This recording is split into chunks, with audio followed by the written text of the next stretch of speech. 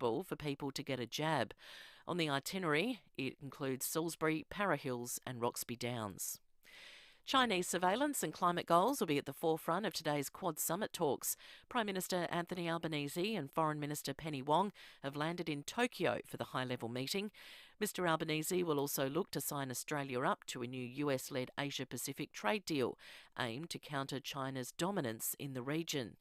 Meantime, he spoke to UK Prime Minister Boris Johnson while en route to Tokyo. Joe Biden says the US would be willing to use force to defend Taiwan against China. Sophie Walsh has more. US President Joe Biden has issued a stern warning to China, vowing to defend Taiwan in the event of an attack. Speaking to reporters in Tokyo, Biden said he would be willing to get the military involved. The US provides Taiwan with defensive weapons, but has always remained vague about whether they'd intervene. A White House official walked back the comments shortly afterwards, saying their policy has not changed. Biden simply reiterated a 1979 pledge that the United States would ensure Taiwan had the resources to defend itself. Petrol prices continue to skyrocket in Adelaide despite the recent cut to the fuel excise. Unleaded is selling for $2.15.9 on the eastern side of the city this morning. The World Health Organization says recent outbreaks of monkeypox in non-endemic countries can be contained. WHO expert on emerging diseases, Maria Van Kerkhove, says the aim is to stop human-to-human transmission, but she advises it spreads differently to COVID. The transmission is really happening from close physical contact, skin-to-skin contact. It's quite different than COVID in that sense. So we are looking for people who have rash, so we can help them first and foremost to understand what their risk is. One of Johnny Depp's most famous ex-girlfriends is set to make an appearance at his defamation trial this week. Kate Moss, who dated the actor in the 1990s, is expected to be called to testify as a rebuttal witness by his legal team. The trial has entered its sixth week. Depp is suing his former wife, Amber Heard, for $50 million US over an article he says falsely painted him as an abuser. Heard is countersuing for double that. Now to FIVEaa Sport. All new 2022 Mitsubishi Outlander with 10-year warranty, 10 years capped price servicing at Agostino Mitsubishi. Good morning, Tom Wren. And a very good morning to you as well, Mel. Let's start with football. Port Adelaide forward Charlie Dixon looks set to return to the senior side for this Sunday's twilight clash against Essendon at Adelaide Oval. The 31-year-old booted 3 goals in the SANFL on Sunday against West. Power assistant Chad Collins telling Roy and Timmy G it was an impressive performance. I think Charlie's definitely put his name up in lights this week, and I'd be pretty positive if he gets through training during the week, pulls up well, I'm pretty confident he'll come back to the AFL team on Sunday. Across at West Lakes, it's looking increasingly likely Josh Rochelle will miss this Saturday's clash against the Cats in Geelong. He was subbed out of Saturday night's match against St Kilda with a bad corky and trained only very lightly yesterday. Meantime, Patrick Dangerfield's latest calf injury is set to keep him on the sidelines for an extended period. The Cats have decided to take a conservative approach with their vice-captain returning to the field. Let's go to tennis. Daria Saville has won through to the second round of the French Open, defeating a French qualifier. The Aussie will face 32nd seed Petra Kvitova in the next round. A great result as well for Isla Tomljanovic, who defeated number 5 seed Anett Kontaveit in straight sets. Meantime, Jordan Thompson was beaten in straight sets by Rafael Nadal, 6-2, 6-2, 6-2. It's Nadal's 106th career win at Roland Garros. And the Punjab Kings have beaten the Sunrisers Hyderabad by 5 wickets in the IPL. Aussie fast bowler Nathan Ellis taking 3 wickets for the Kings. And that's the FIVEaa Sport. Now the FIVEaa forecast. 2 early bird winners get $500,000 cash in the Hospital Research Foundation Home Lottery. Deadline midnight Friday. A partly cloudy Tuesday on the way, 22. Showers tomorrow, 19. Thursday, more showers, 18. Right now, it's 15 degrees. More news as it happens on FIVEaa. Hey Jude.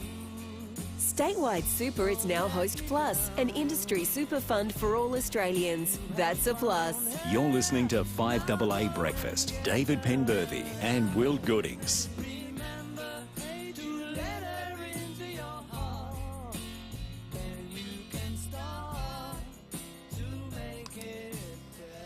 6 after 6, good morning to you. Welcome to Tuesday on FIVEaa Breakfast.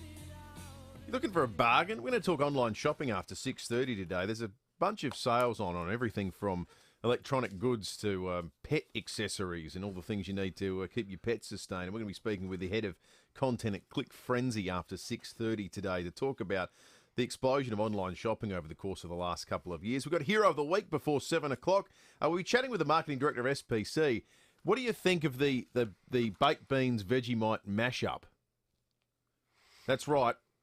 The baked beans Vegemite mashup. Not sure how this came about, but we'll be talking with one of the people behind the creation after 7 o'clock. Phil Curry in the nation's capital, wrapping not just the federal election, but indeed Anthony Albanese's trip to Japan for the Quad. Dr. Chris Moy from the AMA on flu vaccination and monkeypox, and also the great Marcia Hines is going to be in town for the Cabaret Festival. Big morning ahead on 5AA Breakfast, and David Penberthy, good morning to you. Good morning, Will. Good morning, listeners. My dad had a record by Marcia Hines that came out in the 1970s, and from memory, it had the song Shining on it, or maybe it was an album before that, where she did some superb covers. I've Got the Music in Me, and also Got to Get You Into My Life by the Beatles. Yep.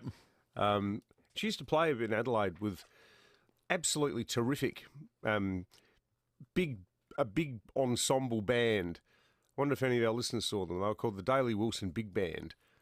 And I can remember as a kid going along to the Festival Theatre because my dad's a big jazz nut. And I reckon I was about 7 or 8. And I reckon I saw Marcia Hines perform with the Daly Wilson Big Band. It was a different era, the Daly Wilson Big Band. What brought her to Australia originally? I've got no idea. Maybe it was love. Maybe she was married to an Aussie. I'm not entirely sure. Because she's got such a strong connection. Obviously, was born in the United States. But I wonder what brought her out originally. Do we have any Marcia Hines super fans listening? Lucy just said she came out. She moved here to perform in a musical. But she performed in Hair. Right. So that's and then just what big phenomenon of the early 70s. It is interesting. So there's sort of performers and performances that become synonymous with Australia or end up calling Australia home. She falls in that category. Feels like that 70s and 80s period had a few that are like that ended up coming out and staying in Australia and becoming more famous here than they were in their own country. You know who sponsored the Daly Wilson Big Band? Who? The Benson and Hedges Tobacco Company. Well, they used to sponsor everything, didn't they? And you know the little felt, I'm not sure what they're called, maybe Dizzy Gillespie's listening, can help us out. But Bruce Gillespie, I mean, not the cricketer, the jazz musician. Yes. Those little felt sort of strips that hang over the music stands. When you saw the Daly Wilson Big Band, every single one of them was gold, and it said Benson and Hedges Special Filter. Well, I guess how's that for a bit of product placement? They did the cricket, didn't they? Oh yeah, of course they did. Benson and Hedges did cricket. We're going to look back on this era of sports gambling advertising like people look back on that era of smoking advertising. I was thinking that last night when one of those sports betting ads came on, and it's got like all these blokes, I don't know, they're dressed up in, it's like a Top Gun themed ad. Right, yep. And, it's funny because I was watching it and my teenage son was in the room, and I was thinking, these ads are infantile. Yes. Surely, like I know you have the odd punt, Tommy Wren has the odd punt. Yep. But those ads, like if you're a grown man, as you are, you don't watch some juvenile ad like that and think, yippee, I might start sports betting, do you? Like, do those ads ever make you... No. So who are they aimed at? It's a good question. Are they aimed at kids my son's age? I reckon they are. I suspect they're partly aimed probably at people that do bet regularly who are on other apps and with other companies. So it's something sort of... To make it seem more fun, well, or just more attention-seeking. It's stupid enough that you notice the ad. I would be my guess. For people that are sitting around with blokes watching sport, sometimes it's just stupid enough. It's, hole in my bucket-ish. yeah. A hole in my bucket-esque. Yeah, hole in my bucket-esque. I just think it's... you're right. It is frontier stuff. And it is comparable to cigarette advertising. It will be. People go, how did this go on for so long? You mean it used to be on before the footy? And I reckon the most evil slogan? Bet with mates. Oh, yeah. It's almost like, hey, Nigel, no friends, you don't have a betting app. Do you even have any friends? Does anyone like you? I actually think it's pretty insidious too, the idea that you socialise an activity that, well, for a start, some people don't have the self-control to do, and then you suddenly get social reinforcement of the behaviour. Well, why you mean you're not having a punt tonight? We're all doing it. Yeah. So that's just an extra kick of pressure that a lot of people don't need, that already struggle to say no to it. And the other thing is too, it loops in probably people who don't have the financial independence to be jumping around with other mates who do. Yeah, and getting over their heads. Of the boys. That's right. Yeah, there's something insidious about that. It's almost like the extension of, and like, I'm not pretending that I don't enjoy the occasional tipple, but one of my good mates, they should put him in a glass cabinet as a sort of museum exhibit. Lifelong journalist, never had a drink. Yeah, right. And you know why? Because he's a Methodist. Yep. He was brought up in the Methodist faith, and he thought, well, alcohol seems to be bad. So I'm never going to try it. He's never tried it. He just made a life decision, obviously with the sort of influence of his mum and dad as a kid growing up in country Victoria, but he just went, I can remember him saying, I used to go to B&S balls, and you see these people thinking, what's wrong with them? Yeah. Why would you do that to yourself? It's a poison. Yeah. And I'm sure he wouldn't mind me saying this. He was quite the ladies' man. Right. And found that sobriety was a good vehicle to picking up. So Yes. he's led a happy, sober life. But he's constantly says he marvels at the extent to which Australians say, oh, you having a drink, mate? Like, no, thank you. Oh, why? What's wrong with you? Yep. Absolutely. It's almost like a reflection on your masculinity. Yeah, completely.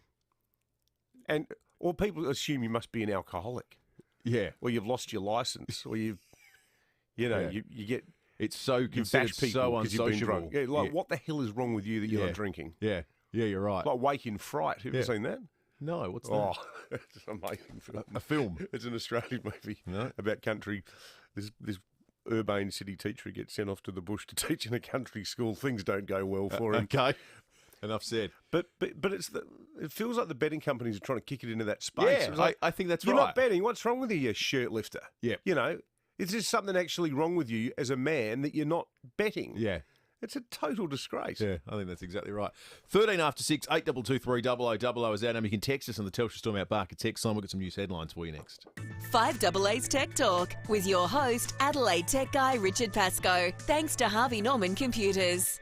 Tax time is around the corner, so now's the time to upgrade your home office with a laptop that's packed with features. HP have taken a fresh approach to the new i7 laptop. This 15.6-inch i7 comes preloaded with Windows 11 and an ecosystem of rich software designed to create the ideal place for you to think, express and create. The visuals are crystal clear with its 2 million pixel Full HD screen. The 256 gig memory is SSD, which means it boots up quickly and runs quietly. The long life battery will easily give you a full day's charge. And best yet, it comes with a $200 Harvey Norman gift voucher. Take the HP 15 i7 home for tax time, just $998.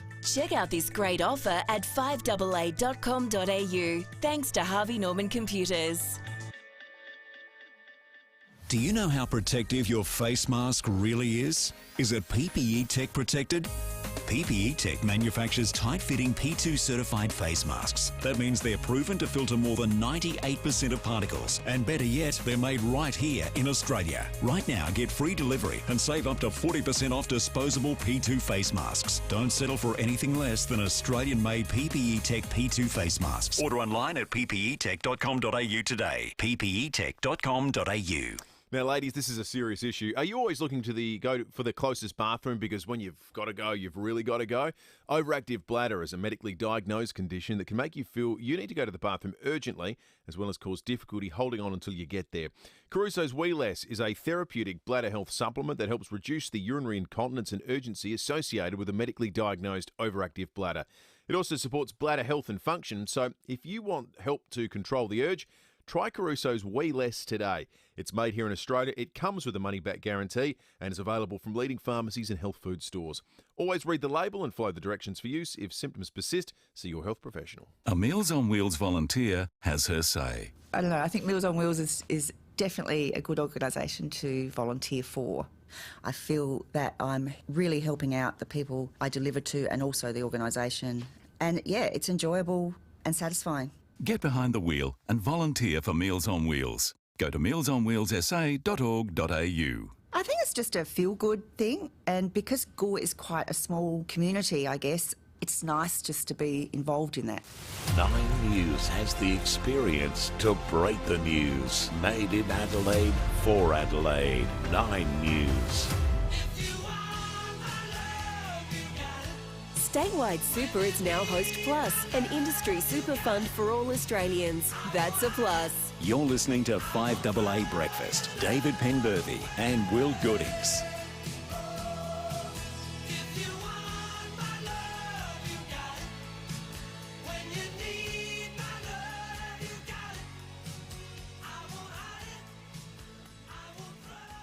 Seventeen minutes after 6, news headlines time on this Tuesday, the 24th of May. Mandatory mask wearing in SA schools could be lifted as early as today. The issue will be top of the agenda when the Emergency Management Council meets this morning. Premier Peter Malinauskas wants to make a decision in line with health advice, but is hopeful face coverings will become a thing of the past. Let me be frank about it. I would like to lift the mask mandate in high schools. I think it's difficult for students to be learning in that environment. It's not natural. Days numbered, aren't they? Yeah, absolutely. I think it's high time it went. I mean, you know, when Parliament sat a few weeks ago, everyone's walking around there cheek by jowl in the chamber without masks on. You go to the footy, you're surrounded by strangers. No one's wearing masks anymore. It's got to the point. Have you been forgetting to take them in the rare occasions when you need one? Yeah, I went to the doctor's yesterday and thought, oh hell, this is one place I'm going to need a mask. I forgot when I went to the dentist. I'm looking under the seats in the car and. Did they have a box there though to hand them out? Or did you find one? I found one under the seat in the car. I think they're strewn all over the house. You just need to look a bit. Eventually, they show up in all sorts of weird places. How many masks do you see in car parks and places just on the ground, discarded? It's like the arrows on the ground in supermarkets and the 1.5 metre stickers on the ground with the arrows to the left and right. You know, in the year 2057, people are going to find them and find masks in you know, you'd be kayaking somewhere in the middle of nowhere, like you'll be out at Lake Charlie Grove in Victoria. Oh, there's going to be an archaeologist. There'll be an archaeologist thousands of years time going. There was no sign of these things up until after 2000, and then they disappeared in a very short period of time thereafter. Maybe it'll be like that smash hit conspiracy show of the 70s was Arthur C. Clarke's Chariots of the Gods. Yeah. And they'll be trying to piece Stonehenge had been built by aliens. Yeah. Say, in the early 21st century, humans started painting arrows on the ground. Nobody knows why. Yeah. You can find out that if you line them up the right way, they actually point at the sun or something like that. I'd watch that show. Prime Minister Anthony Albanese and Foreign Minister Penny Wong have landed in Tokyo for the Quad Summit. Chinese surveillance and climate goals will be at the forefront of the discussions involving the US, Japan and India. Mr Albanese will also look to sign Australia up to a new US-led Asia-Pacific trade deal aiming to counter China's dominance in the region.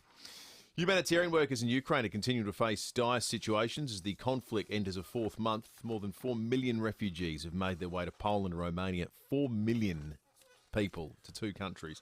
4 million out of a population of 40. Yeah. So 1 in 10 people have ended up in those two countries. Humanitarian worker Martin Milius says Australians are playing a part in keeping morale up. Questions of solidarity, we hear that really very often. I think it's very important that they see, that people care about them, that they support them. You can also support the aid agencies. A public memorial for cricketing legend Andrew Symonds will be held in Townsville on Friday. Cricket legends and former teammates will speak at the event titled Celebrating Roy. Genetically modified tomatoes could be the key to boosting vitamin D deficiencies. We get the bulk of our vitamin D from our diet, but few foods contain enough. One of the genetically modified tomatoes contains the same amount of the vitamin as 2 eggs. There you go. How have they done that? Have they just crossbred them until they get mega vitamin D or something? I would assume so.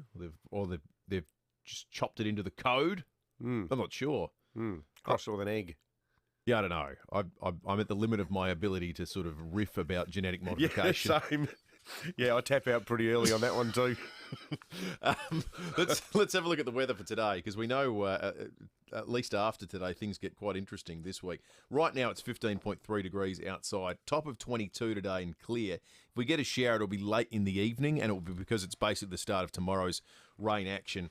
Up to 15 mils still forecast tomorrow. Minimum of 8 still forecast. So we're getting the feeling now that is going to be a pretty serious rain system that comes in tomorrow with a top of 19. It'll hang around the whole day and then be around also on Thursday. Up to 5 mils of rain on Thursday, at least 3. Maybe 1 still on Friday where it'll be cool and 17. Up to 6 mils and 18 on Saturday. And then on Sunday, it's going to be a wet one. I'll defer to Rennie on this, but I think Port have got the Twilight game on Sunday. Yeah. And it'll be a top of 18 and up to 10 mils of rain, 5 to 10 mils. So that's going to be something of a slog, you'd imagine, at Adelaide Oval. Tom Wren is in the studio with us, all new 2022 Mitsubishi Outlander with 10-year warranty, 10 years cap price servicing in Agostino Mitsubishi. Morning to you, Rennie. Morning, boys. This is maybe a bit tough to throw on you at 6:22. We've only got a few minutes to workshop it, but I saw a stat this morning. Crowds this season for the AFL are down 26%. So people aren't going to the football. I mean, that's a significant drop-off. Well, let's get our heads together and we'll invite the listeners in and send us a text message if you want. What's the reason? Well, and particularly in Adelaide. Part of it would have to be COVID. That would be the biggest thing, wouldn't it? Where people give you that. Some people are fearful. Some people just got out of the habit. I think that everyone in AFL circles overcomplicates it. I think you've hit on the exact two things it is. Yeah. I mean, people will go, it's the umpiring and the standard of the game, and, there's a little bit here at the moment too, with our sides are struggling a bit. So I think there's a local reason, but this is a global issue for the AFL. This is a bigger issue. But if I speak to people genuinely, there's people I know that are diehard football people that will go, "Oh, the umpiring's a joke," but that doesn't ever stop them going on the weekend to support their team. But what does is, I don't want to go out anymore with the COVID thing. We've managed to avoid it. Or people going, "Oh, I've got something on this weekend, next week. I don't want to get COVID and have to quarantine and miss that." And also people going, I used to go all the time, but now I just don't anymore. Yeah, love to hear that from our listeners, because I reckon the other part of it, and this is one of the reasons why I think Albo caught Morrison on the hop, cost of living. Yep. There'll be a lot of people listening to this are going, I haven't had a pay rise for 5 years. Well, that's it. Is the footy become too expensive for you? Tickets, drinks, food, all that stuff? Well, this is it. If you're going to watch it at home, you can go down to Foodland. You can buy one of those huge boxes of popcorn, a couple of 2-litre bottles of cheap soft drink, and make some nachos for less than $20. But if you go to the footy with a family, 1 Coke and 2 containers of chips will cost you $20. Yeah, absolutely. It always amazes me that crazy Australian rules football. I don't know if this is Rennie, this is sort of AFL. They're protective of the pricing structure that they have in place. But you go to other sports around the world, and there are the things known as the cheap seats. And if a game isn't going to be sold out, or they're going to struggle, and it gets close to the game, they'll sell seats for $5. Or $1 in some cases, because the view is it's better having people in there than not at all, and people will buy concessions and spend $20 getting Coke and things. Footy doesn't do cheap seats. I don't know why. Well, we just had 2 texts since we mentioned the cost of living thing. Helen says, boys, people cannot afford it. Full stop.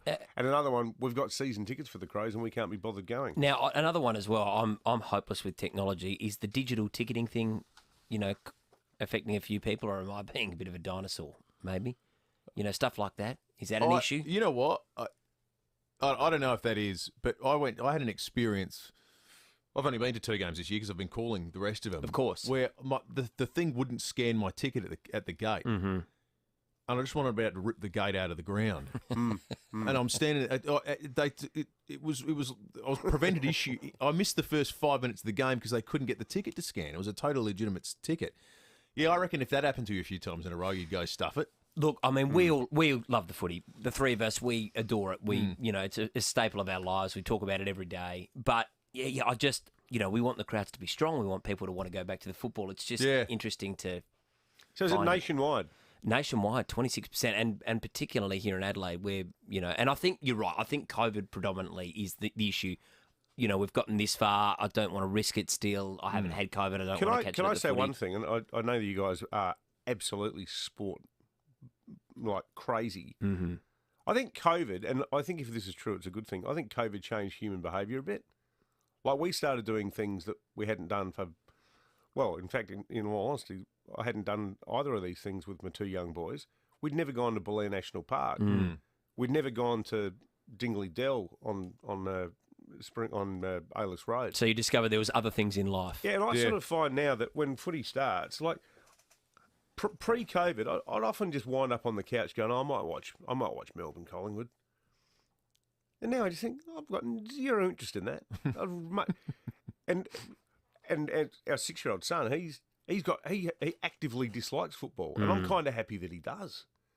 He's like, it takes too long. Are we really going to spend 3 hours doing that? And when we go to games, we're in the car after we went to a game, and he said, Dad, I worked out that whole thing took 5 hours. We had to get there early so Mum could go to that event. Then we got stuck in the traffic. It's so boring. And I reckon there's a bit of that with people. So we just defer to Con's knowledge on this because I don't follow it closely enough. But on the Telstra Storm Barker text line, he said the last round of the EPL saw 4 houses. COVID's not an issue. Can footy learn anything from soccer? Is it? I wonder if it's a case of the UK being, they've been 6 months ahead of us on this whole thing. Yeah. Maybe we'll get back there. Yeah, it's a fascinating issue. My big question I saw the reporting in the 9 newspapers overnight, Rennie. Is this a phenomenon that's mirrored in every other sport, or is it an AFL only one? Great question. Because to me, that's the ultimate. That'll determine whether does footy have a problem, or is this just Australian sport attendances have a problem? Yeah. So, I'm sure attendances might be down, but whether they're down to the effect of 26%, I'm not so sure. It's a great. Well, there's so many good texts coming through. You've started an excellent topic, Rennie. So we'll take some more calls on this on 8223 and read out some texts in just a moment. And isn't it nice? I don't think we've even mentioned the election in the first half hour. Oh, now you've blown it. Yeah, sorry. What did you do that for? Don't worry, we have no plans to do it. It's all done and dusted. Sorry, I shouldn't have mentioned it. Don't worry, we're not going to do that again. Good on you, Rennie. Thanks, boys. 10-year warranty, 10-year cap price servicing. Agostino, Mitsubishi, Nailsworth and Elizabeth. Kirkbride Seafood on Doothie Street, Unley, process their own fish. It means they're a true seafood shop. They do it all on site, right in front of you. It's quite an art form and pretty amazing to watch. You won't find that in many seafood shops. So if there's a particular cut of fish you like, fillet, butterfly fillets, loins, steaks, tail, just ask and they'll cut it for you right there. Kirkbride Seafood, Doothie Street, Unley. Visit kirkbrideseafood.com.au. The mundane moments are the ones I love. After school small talk, homework, sitting through assemblies for the 1 minute my son gets an award. So if I've got to work, it's got to be flexible. It's got to be safe and it's got to be worthwhile. It's got to be Amazon Flex. All I need is my own smartphone and vehicle, and I can deliver Amazon packages to customers. I choose blocks of 3 hours or more and drive. I get to enjoy full flexibility and everyday parenting moments. Visit flex.amazon.com.au. Here at FIVEaa, we're all about supporting local. Here's who you can support around Adelaide. At home, in the stadium or at the pub, be here for the memories, for your heroes and the game, not the gambling. Hereforthegame.com.au. Ladies, buy fabulous winter clothes online or in store at Leslie's of Gawler, 100 Murray Street, Gawler, or buy online at lesliesofgawler.com.au. FIVEaa, supporting local business. Hey, it's Callum here. It wasn't by chance that Edwardstown Mazda located themselves bang on South Road. They wanted to make it easy for people driving to the city, just like you, to get your car serviced. So no matter what make or model car you have, make a pit stop at Edwardstown Mazda for a logbook service. They can drop you into the city so you can forget about expensive parking fees, or borrow a new car for the day, which is what I like to do. It's gotta be. At Edwardstown Mazda, they'll do whatever works for you. edwardstownmazda.com.au. I'm Catherine Crease from Owens Casterly Real Estate. It's the premium quality touches that get offers rolling in. Plantation shutters add a special timeless style. As a decorator touch that's easy to live with and improves the value of your home, Plantation shutters are an attractive investment. Improve, invest and add value with quality Plantation shutters by Country. Visit countryblinds.com.au for a free measure and quote. Everybody loves their country. Give it a shot, give it a shot, give it a random shot. Random shot Shiraz. Give it a shot, give it a random shot. Random shot Cabernet Sauvignon. Give it a shot, give it a random shot. If you call the shots, make sure you get into your local Thirsty Camel and make the best call ever. Take home some delicious random shot wines. For great value, they're the best by a long shot. Give me a random shot from Thirsty Camel. 5AA Breakfast is streaming live right now. To watch, simply head online to 5AA Facebook or search 5AA on YouTube. This is Adelaide's 5AA. Partly cloudy, 22 today with the 6:30 news. I'm Mel Usher. Hitachi Air Conditioners. Be comfortable all year round. Visit hitachieaircon.com.au. The Emergency Management Council will meet today. The big issue up for discussion is lifting mask mandates for high school students. Currently, years 7 to 12s, as well as teachers, must wear a mask at school. Education Minister Blair Boyer says it's not ideal. It's also a hell of a nuisance for teachers who have to be reminding students to have masks on. So I've got my fingers crossed, certainly in better shape than we were in term one. Australians are being warned petrol prices will soon reach $2.20 a litre across the country. Unleaded has already hit $2.15 on the outskirts of the city. Christina Hearn has the story. A number of factors are causing petrol prices to rise once again, according to economists. The weak Australian dollar, the war in Ukraine, a fire in a South Korean oil refinery and China's COVID-0 strategy. Petrol prices did drop to around $1.60 a litre last month due to the cut in the fuel excise, but it's been gradually rising ever since. It's expected to surge to around $2.20 a litre in the coming weeks. It's going to be a big challenge for the new Labor government with the fuel excise cut to finish at the end of September. Already, the Treasurer, Jim Chalmers, has said it would be very difficult for the government to extend the temporary Bowser relief. Prime Minister Anthony Albanese will sign Australia up to a new US-led Asia-Pacific economic bloc aimed at countering China's dominance in the region. Mr Albanese and Foreign Minister Penny Wong have arrived in Tokyo for the Quad Summit. Chinese surveillance and climate goals will be at the forefront of the discussions involving the US, Japan and India. Well, Australia is under pressure to join a growing list of countries changing blood donation rules. Currently, gay men are unable to donate due to a blanket ban. But Austria has joined the UK, France and other nations in assessing people based on their individual risk. Just Equal Australia's Rodney Croom says changing the rule will increase the number of donors. A very large number of countries have moved to individual risk assessment in the last year or so, mainly in response to the fact that the pandemic has seen a reduction in blood supplies and blood donor services need to increase that supply. A 21-year-old Russian soldier has been jailed for life for killing a civilian at the first war crimes trial since the invasion of Ukraine. Ellie Walsh has more. The sentence represents a milestone in Ukraine's attempts to hold Russia to account for atrocities committed during the war.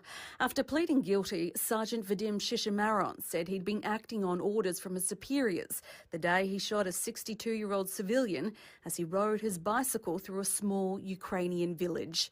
It's the first conviction of war crimes since the start of the invasion 3 months ago.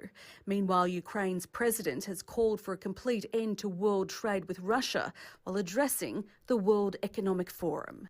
First it was McDonald's, now Starbucks is exiting Russia for good. In March, the coffee chain suspended operations at all 130 of its stores following the Ukrainian invasion. That move will now be followed by a formal withdrawal from the country. Now turning to 5AA Sport. 10-year warranty and 10-year capped price servicing at Agostino Mitsubishi, Nailsworth and Elizabeth. Here's Tom Wren. Thank you, Mel. Adelaide looks set to be without exciting forward Josh Rachele for this Saturday's clash against Geelong in Geelong as they look to snap a 4-game losing streak. He was subbed out of the match against St Kilda with a corky, the club likely to take a cautious approach. Well, Fremantle forward Sam Swiatkowski has been sent directly to the AFL tribunal charged with serious misconduct. Swiatkowski appeared to give Collingwood's Jack Ginnivan a dangerous chicken wing tackle, pinning his arm behind his back. To tennis, Rafael Nadal's French Open campaign's off to a winning start. The 13-time champion at Roland Garros beat Australia's Jordan Thompson in straight sets. It's a good start, of course, straight sets. That's it. I played good for a while, then things that I could do better and I need to do better. It's a positive start and that gives me the chance to have one more day on practice tomorrow and then another chance after tomorrow. Isla Tomljanovic and Daria Saville both advanced to the second round. Meantime, former world number 1 Naomi Osaka has been eliminated. She's considering skipping Wimbledon over the decision to strip the tournament of ranking points. And world record holder Ariane Titmus says she'll skip this year's World Swimming Championships but will compete at the Commonwealth Games.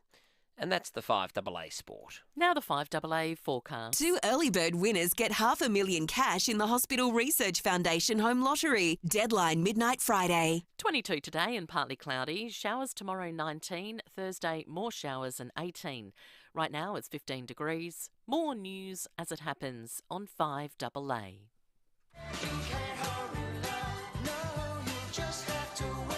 Statewide Super is now Host Plus, an industry super fund for all Australians. That's a plus. You're listening to 5AA Breakfast. David Penberthy and Will Goodings.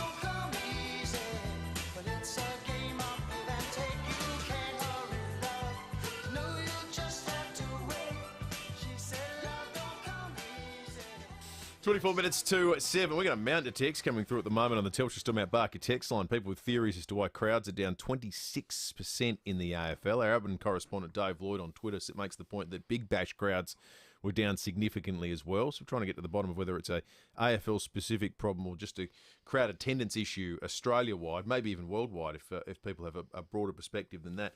The other thing we're going to be doing very, very shortly, police and weather are coming up, and we're going to talk about online shopping because I tell you what, any dollar you can save at the moment is a good one because cost of living is out of control. Inflation's problematic. Interest rates are going to keep going up for at least the next 12 months. So we're going to be speaking with Mark Salzman, who's the head of content at Click Frenzy. One of these, if you haven't got part of this before, a lot of businesses, local businesses, big brands partner up to do online flash sales, essentially, where you can go online, do shopping, and get massive amounts off in some occasions, and it's becoming all the rage. So we'll talk about that in a moment. But let's do some texts first on the Telstra Stormont Barker text line. We've got an absolute mountain of texts about the question of AFL attendances and why people aren't going. The crowds are down by a quarter. Joe says, I'm a Crows season ticket holder with a young family. I find the game times impossible to attend. I also find AFL boring and over-umpired. Prefer to watch American sports these days. One says, to your point, Will, digital ticketing has been more challenging this year. Mark in Para Hill says, it's all of the above. It's COVID, both SA teams suck, food and drinks are expensive, the new 50-metre rule is confusing, it's cheaper staying at home, it's just easier. But overwhelmingly, the two factors we're getting on the Telstra Stormont Barker text line are people getting out of the habit or being fearful or uneasy on account of COVID. But I reckon the biggie, and this feeds into our Click Frenzy chat, is people just feel smashed in the hip pocket. And also that combined with, what do we know went gangbusters during the COVID period? I bet people bought a new couch. I bet lots of people bought a new TV. Yeah, well, this is it. I mean, you look at like the Harvey Norman sales. Exactly. They went through the roof. The biggest increase by any category in shopping during COVID was cushions.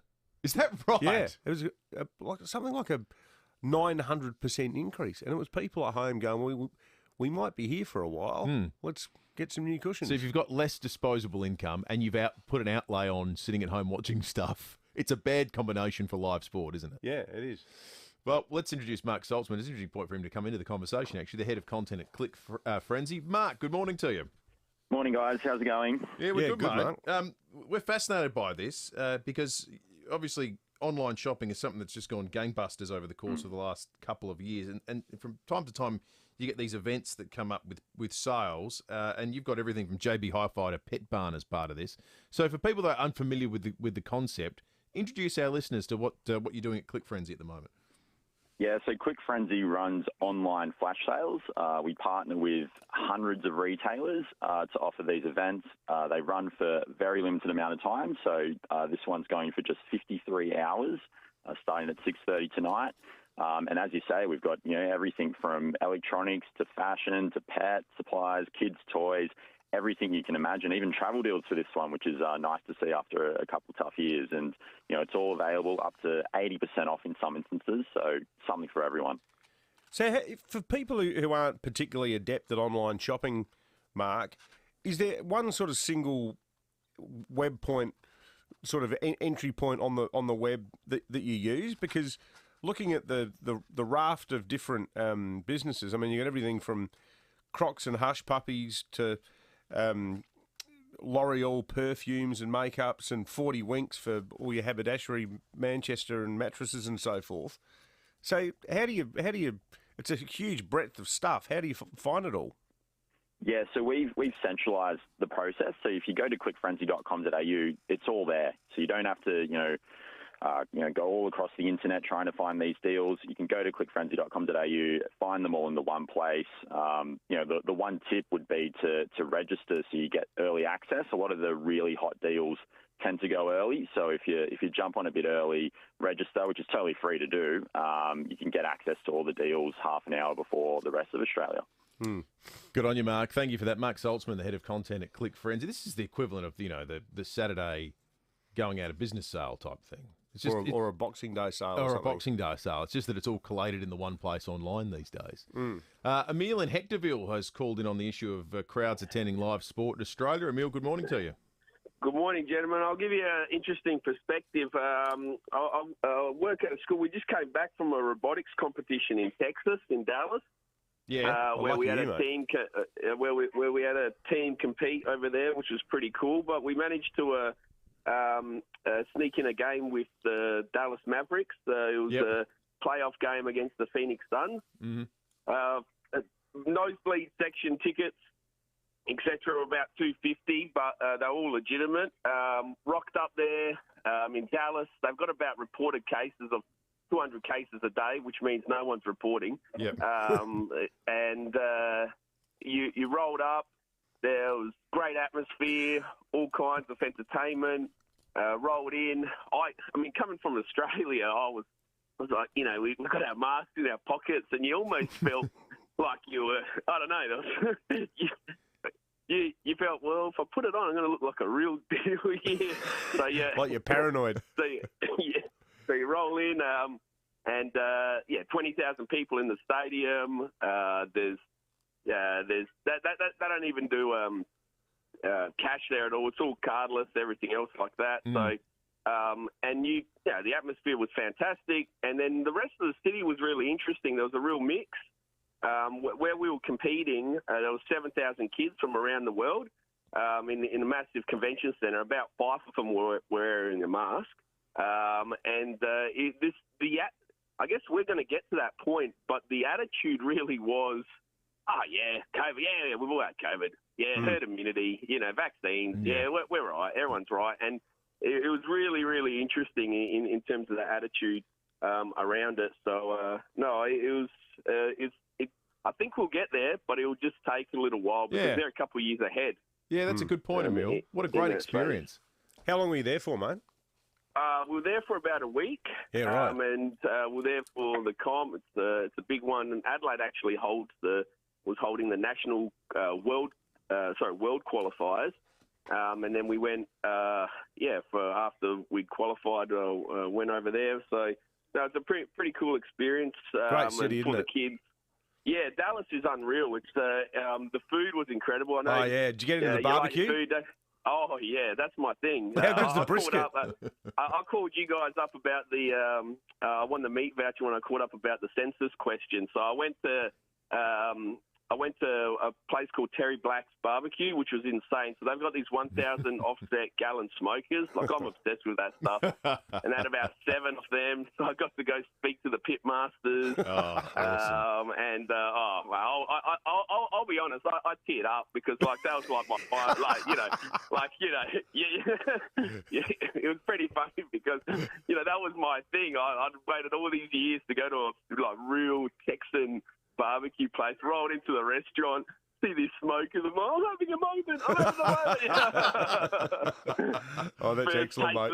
First taste that brisket, I was like, this is it. You didn't go? Did you go to the Lockhart Smokehouse? In the... I didn't get to go. No, I didn't get to go to Lockhouse. So we went to a few really cool places. I mean, they did things like fried lobster in this chicken sauce, and you think that should not work. It was insane. Yeah. It was like your mind just strips. Baked beans and Vegemite. No, they know how to do tasty food in the US. Good on you, There's no doubt about that. Hey, Emile, I'll tell you what, we're going to give you a FIVEaa breakfast cup that you can have because you've made our morning telling us about the time you teared up because you saw a Texas barbecue restaurant. That's tremendous. Thank you. Man after my Interesting own perspective on going to sport in the United States as well, where attitudes are very different to what we've got here in Australia right now. 15 minutes to 7. Time to check traffic. And when we return, police and weather not too far away. Good morning, boys. Darlington, urgent electrical works this morning. Flagstaff Road near Highland Avenue. Hampstead Gardens, burst water main there. North East Road near OG Road. North Plimpton, urgent sewer works. Marion Road near Horston Avenue. And Mount George, works are causing delays for outbound. That's on the freeway near Kerry Gully Road. Busy at the moment, South Road driving through Edwardstown, and look out for a camera, Main North Road at Blair Athol. Looking for a new SUV? Talk to the team at Wayne Phillips Isuzu Utes about the feature pack 7-seat Isuzu NUX. Test drive today at Wayne Phillips Isuzu Ute, Christie's Beach. Adelaide's most accurate traffic on 5AA. This is the sound of Julian's bargain price vacuum with deep express suction. This is the sound of Julian trying to fix his bargain price vacuum, which infuriates him deeply. Yes, this is the sound of bargain regret. When it comes to the important stuff, like insurance, don't risk it. Go to Amy instead, who offers great value cover you won't regret. Amy does. Before buying insurance issued by FIVEaa Limited trading as Amy, read the PDS at amy.com.au. TMD also available. Hello, I'm Susie Ellman, broadcaster and a Connect Hearing client and ambassador. And I'm asking the team what they think makes Connect Hearing so special. We listen to our clients and take the time to help you understand your hearing loss, so you get what you need, exactly tailored to your lifestyle. That's gold. And that's why Connect Hearing's been awarded gold from FIFO for consistent high-quality service. For gold service audiology, book your free consult at connecthearing.com.au. Now, this is a serious issue for some women. Is the need to go to the toilet all the time making your life miserable? Do you sometimes feel like your entire day revolves around your bladder? If this sounds like you, Caruso's Wee Less may help.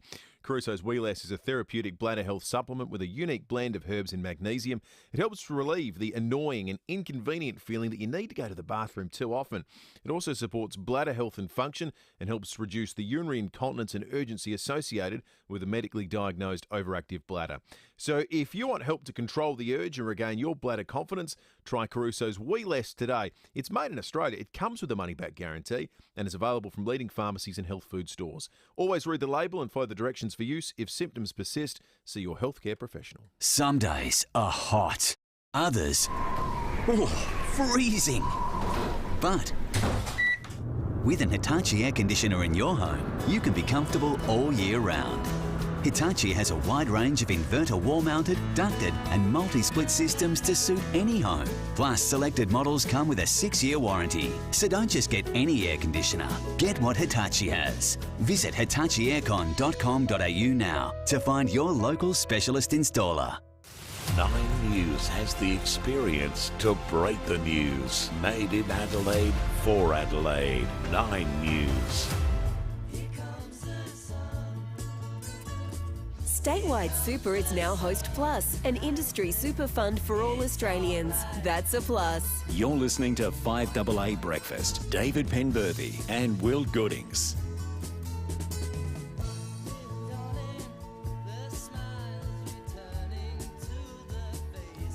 11 minutes to 7.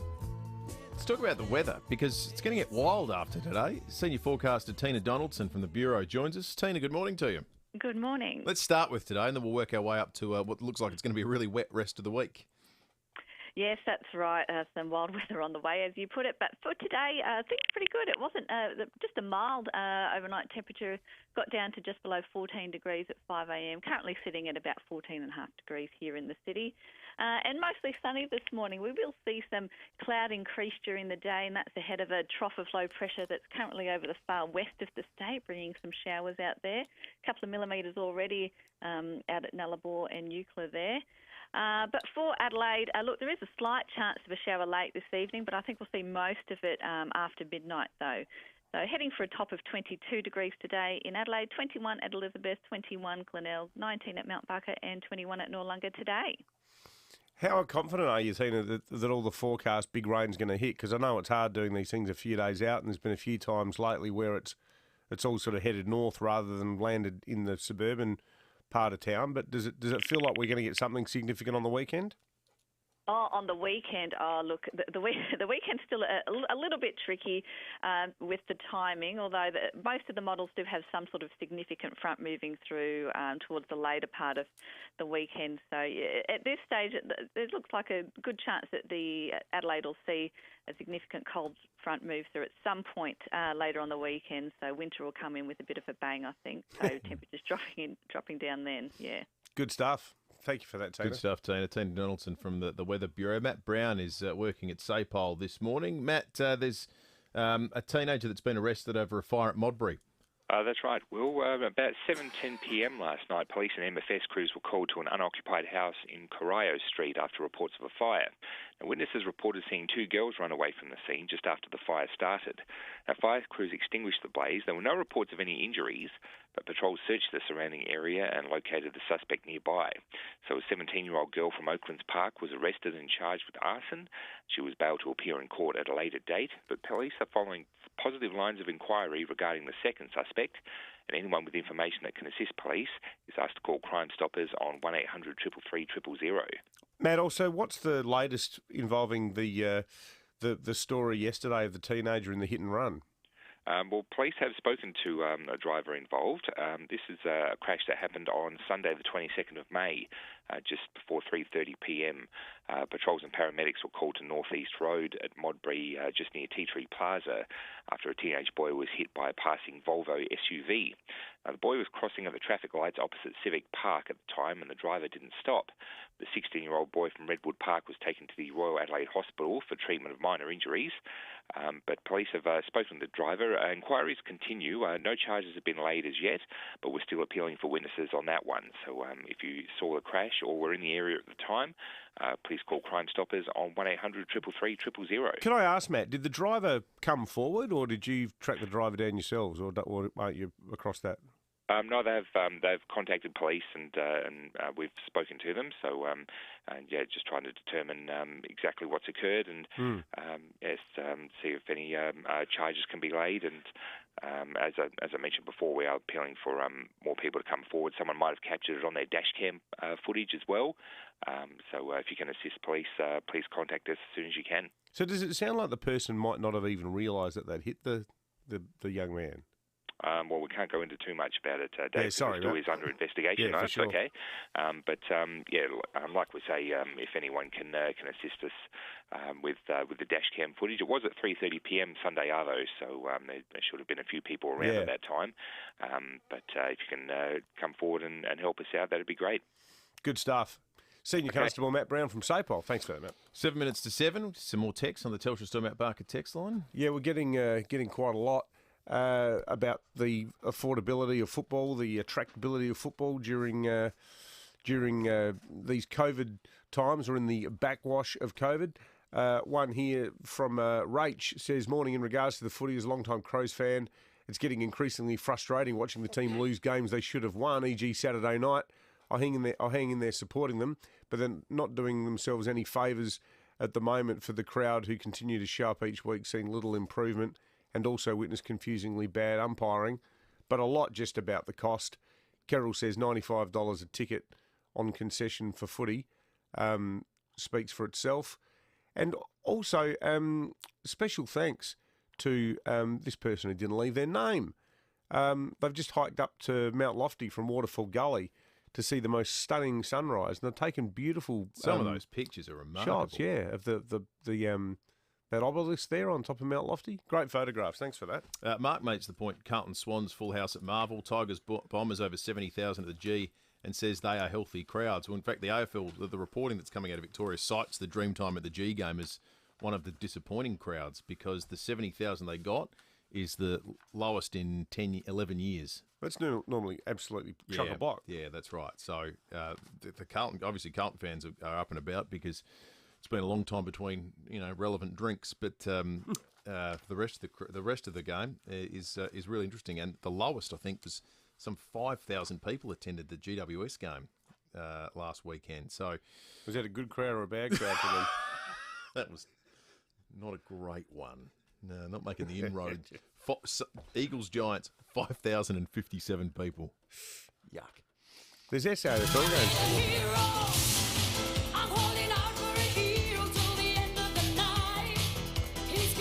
Hero of the week time. Sorry, David. Yeah, no, I'll shut up. The heroes wait for no man.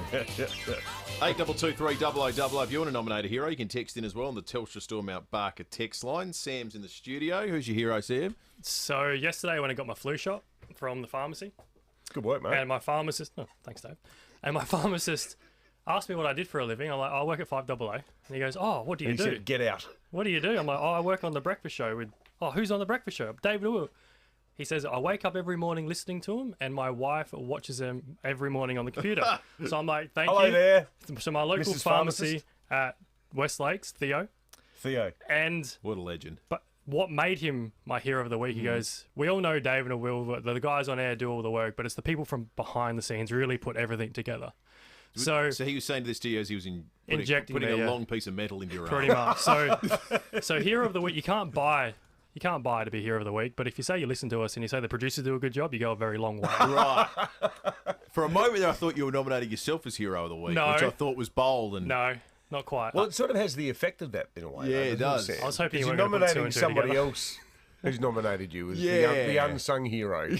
So he's a hero for nominating you as the unsung hero. Okay. Me and Lucy. You are the yes. Don't drag Lucy into this. This is your mess, Sam. Yeah, that's right. No, I think you're right. You are both quite. You're not totally unsung. We sing you a bit. Oh yeah, not proportionate to the heroic nature of the deeds. Who have you got this week? It's one of those words that you can't use in the positive sense. So if you say someone's an unsung hero, would you ever say that someone is a sung hero? No. No, you wouldn't, would you? No. Who's your hero? Oh, look, I got to say Craig Kelly, our next Prime Minister. Did you see his concession statement yesterday? Oh, he compared himself to the Anzacs. Yeah. Oh, yeah. No, I'd just like to say, Craig, you're a half-wit, and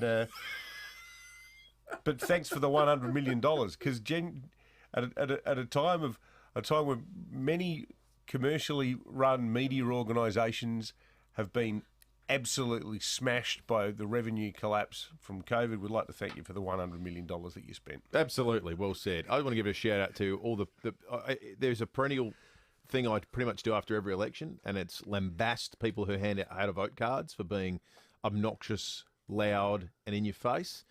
Not the case this time round. My heroes are the people that handed out how-to-votes from everyone from the major parties to the Australian Federation Party at the Grange Primary School booth, the voting booth. I went in with my usual, sort of tank going through East Ukraine style approach, keep my head down and just hope I don't get struck. And the people, they all said thank you. They all were just, would you like it? It was the most polite and well-mannered group of people, and I wish all politics was like that. Yeah. It was superb. They all stood there chatting away amongst each other, and it gave it a very pleasant vibe to the day. So good on you. Role models for booths everywhere. I had the same experience voting at St John's School in St John's or St Thomas, as it's called, in Goodwood anyway. There was a huge queue at Goodwood Primary, so we went round the corner. But it was an oasis of calm. Yeah, it's lovely. It's nice. It's not always that way. It was good to see. Yep. 5AA News is on the way. We'll take you through some of the stories of the morning shortly, and also talk to you about the combination of baked beans and Vegemite. It's coming to a can near you. Hello, geeks to you. Hi, I've lost all my files. They're in the cloud somewhere. That's okay. It's over most people's heads. Let's go find them. Oh, thanks. Tech problems? For remote or on-site help, go to geeks2u.com.au or 1300 geeks 2 u. G'day, it's Mark Bickley. Schools, councils and businesses all over South Australia choose Leader Computers for very important reasons. Leader is local and exceptional value. No matter what happens, Leader can be on-site to fix your problem. No overseas or interstate call centres to deal with. Plus, Leader Computers is a 100% owned and operated South Australian company, offering fast same-day delivery and setup. That's why so many organisations rely on Leader. Google Leader Computers to find your closest Leader reseller. At Lordman and Pank, they care for eyes wherever you go. Right now, when you visit your nearest Lordman and Pank store, you'll receive up to 50% off selected prescription glasses and sunglasses. You can shop the world's iconic fashion and luxury brands like Ray-Ban, Oakley, Tiffany and more, and save up to half price. Don't miss out, though. This offer must end June 19. Lordman and Pank accept all health funds and bulk bill eye tests. They're also available for eligible Medicare card holders as well. Book an eye test based on your eye health needs at Lordman and Paint today, and up to 50% off selected prescription glasses and sunglasses. You'll find your nearest store at lordmanandpaint.com.au. Further T's and C's apply. See staff for details. 5AA Breakfast is streaming live right now. To watch, simply head online to 5AA Facebook or search 5AA on YouTube. Online, on DAB Digital Radio and on 1395 AM. Talking Adelaide. This is Adelaide's 5AA. Partly cloudy, 22 today with the 7 o'clock news. I'm Mel Usher. Hitachi Air Conditioners. Be comfortable all year round. Visit hitachieaircon.com.au. A teenager has been charged with arson following a house fire at Modbury. The unoccupied property on Corio Street went up in flames just after 7 last night. Senior Constable Matt Brown says 2 girls were seen running from the scene. Patrol searched the surrounding area and located the suspect nearby. So a 17-year-old girl from Oaklands Park was arrested and charged with arson. She was bailed to appear in court at a later date. The hunt for the second suspect continues. Mandatory mask wearing in SA schools could be lifted as early as today. The issue will be top of the agenda when the Emergency Management Council meets this morning. Premier Peter Malinauskas wants to make a decision in line with health advice, but is hopeful face coverings will be a thing of the past. Let me be frank about it. I would like to lift the mask mandate in high schools. I think it's difficult for students to be learning in that environment. It's not natural. Our new Prime Minister has landed in Japan, where he'll hold high-level security talks with other world leaders. Anthony Albanese is joined by Foreign Minister Penny Wong at the Quad Summit, alongside the US, Japan and India. He spoke with his UK counterpart Boris Johnson on the way to the summit. Mr Albanese says they discussed their shared commitment to AUKUS and to acting on the challenge of climate change. Advocates are calling for Red Cross Lifeblood to change assessment rules for gay donors. Austria is the latest country to lift the ban on blood donations for gay men and will assess each person on their individual risk. Just Equal Australia's Rodney Croom says changing the rules will save lives. The policy of individual risk assessment is a win-win situation. It means that there's less discrimination in the blood supply, and it also means that there's more safe blood. There's an entire pool of Australians out there, of gay men, who want to give blood, who can give blood, who are safe to give blood, but are not currently allowed to give blood. Tomatoes are set to be genetically modified with higher levels of vitamin D. Professor Kathy Martin from Plant Sciences at the University of East Anglia says deficiency is a major issue in parts of the world. There's a big, strong genetic component, meaning that a lot of people in Asia, particularly Southeast Asia, also suffer insufficiency in vitamin D. So it's estimated that over 1 billion people suffer from vitamin D insufficiency. Time magazine has released its annual list of the 100 most influential people. The class of 2022 includes US President Joe Biden, Oprah Winfrey, basketballer LeBron James and Apple's Tim Cook. Now turning to 5AA Sport. All new 2022 Mitsubishi Outlander with 10-year warranty, 10 years capped price servicing at Agostino Mitsubishi. And it's over to Tom Wren. Thank you, Mel. It looks like there will be mixed injury news for Port Adelaide ahead of Sunday's twilight clash against Essendon. Charlie Dixon looks set to return, but Orazio Fantasia appears set for another week on the sidelines. Meantime, Xavier Dersma's also pushing for a recall after collecting 28 touches and booting a couple of goals for the Maggies. Well, a suspected chicken wing will be the focus of this evening's AFL Tribunal hearing. Jordan Tunbridge reports. Fremantle's Sam Switkowski has been charged with serious misconduct over an incident during Sunday's shock loss to Collingwood. Switkowski is suspected of executing a dangerous chicken wing tackle on Jack Ginnivan, pinning an arm behind his back. The crafty small forward sent directly to the AFL Tribunal, and AFL great Matthew Lloyd doubts he will escape suspension. I think that sending him there, he has to explain himself. What were you doing? So it's going to be a hard one to get around for Switkowski, I would have thought. Let's go to tennis. Daria Saville has won through to the second round of the French Open. The Aussie will now face 32nd seed Petra Kvitova. Sydney sider Jordan Thompson was beaten in straight sets by Rafael Nadal 6-2, 6-2, 6-2. There will be a memorial service to honour the life of Andrew Simons in Townsville on Friday. Those speaking at the event include Jimmy Marr, Darren Lehman and Matthew Mott. And in basketball to finish, Boston will take on Miami in Game 4 of the Eastern Conference Finals. Miami currently leads that series 2-1.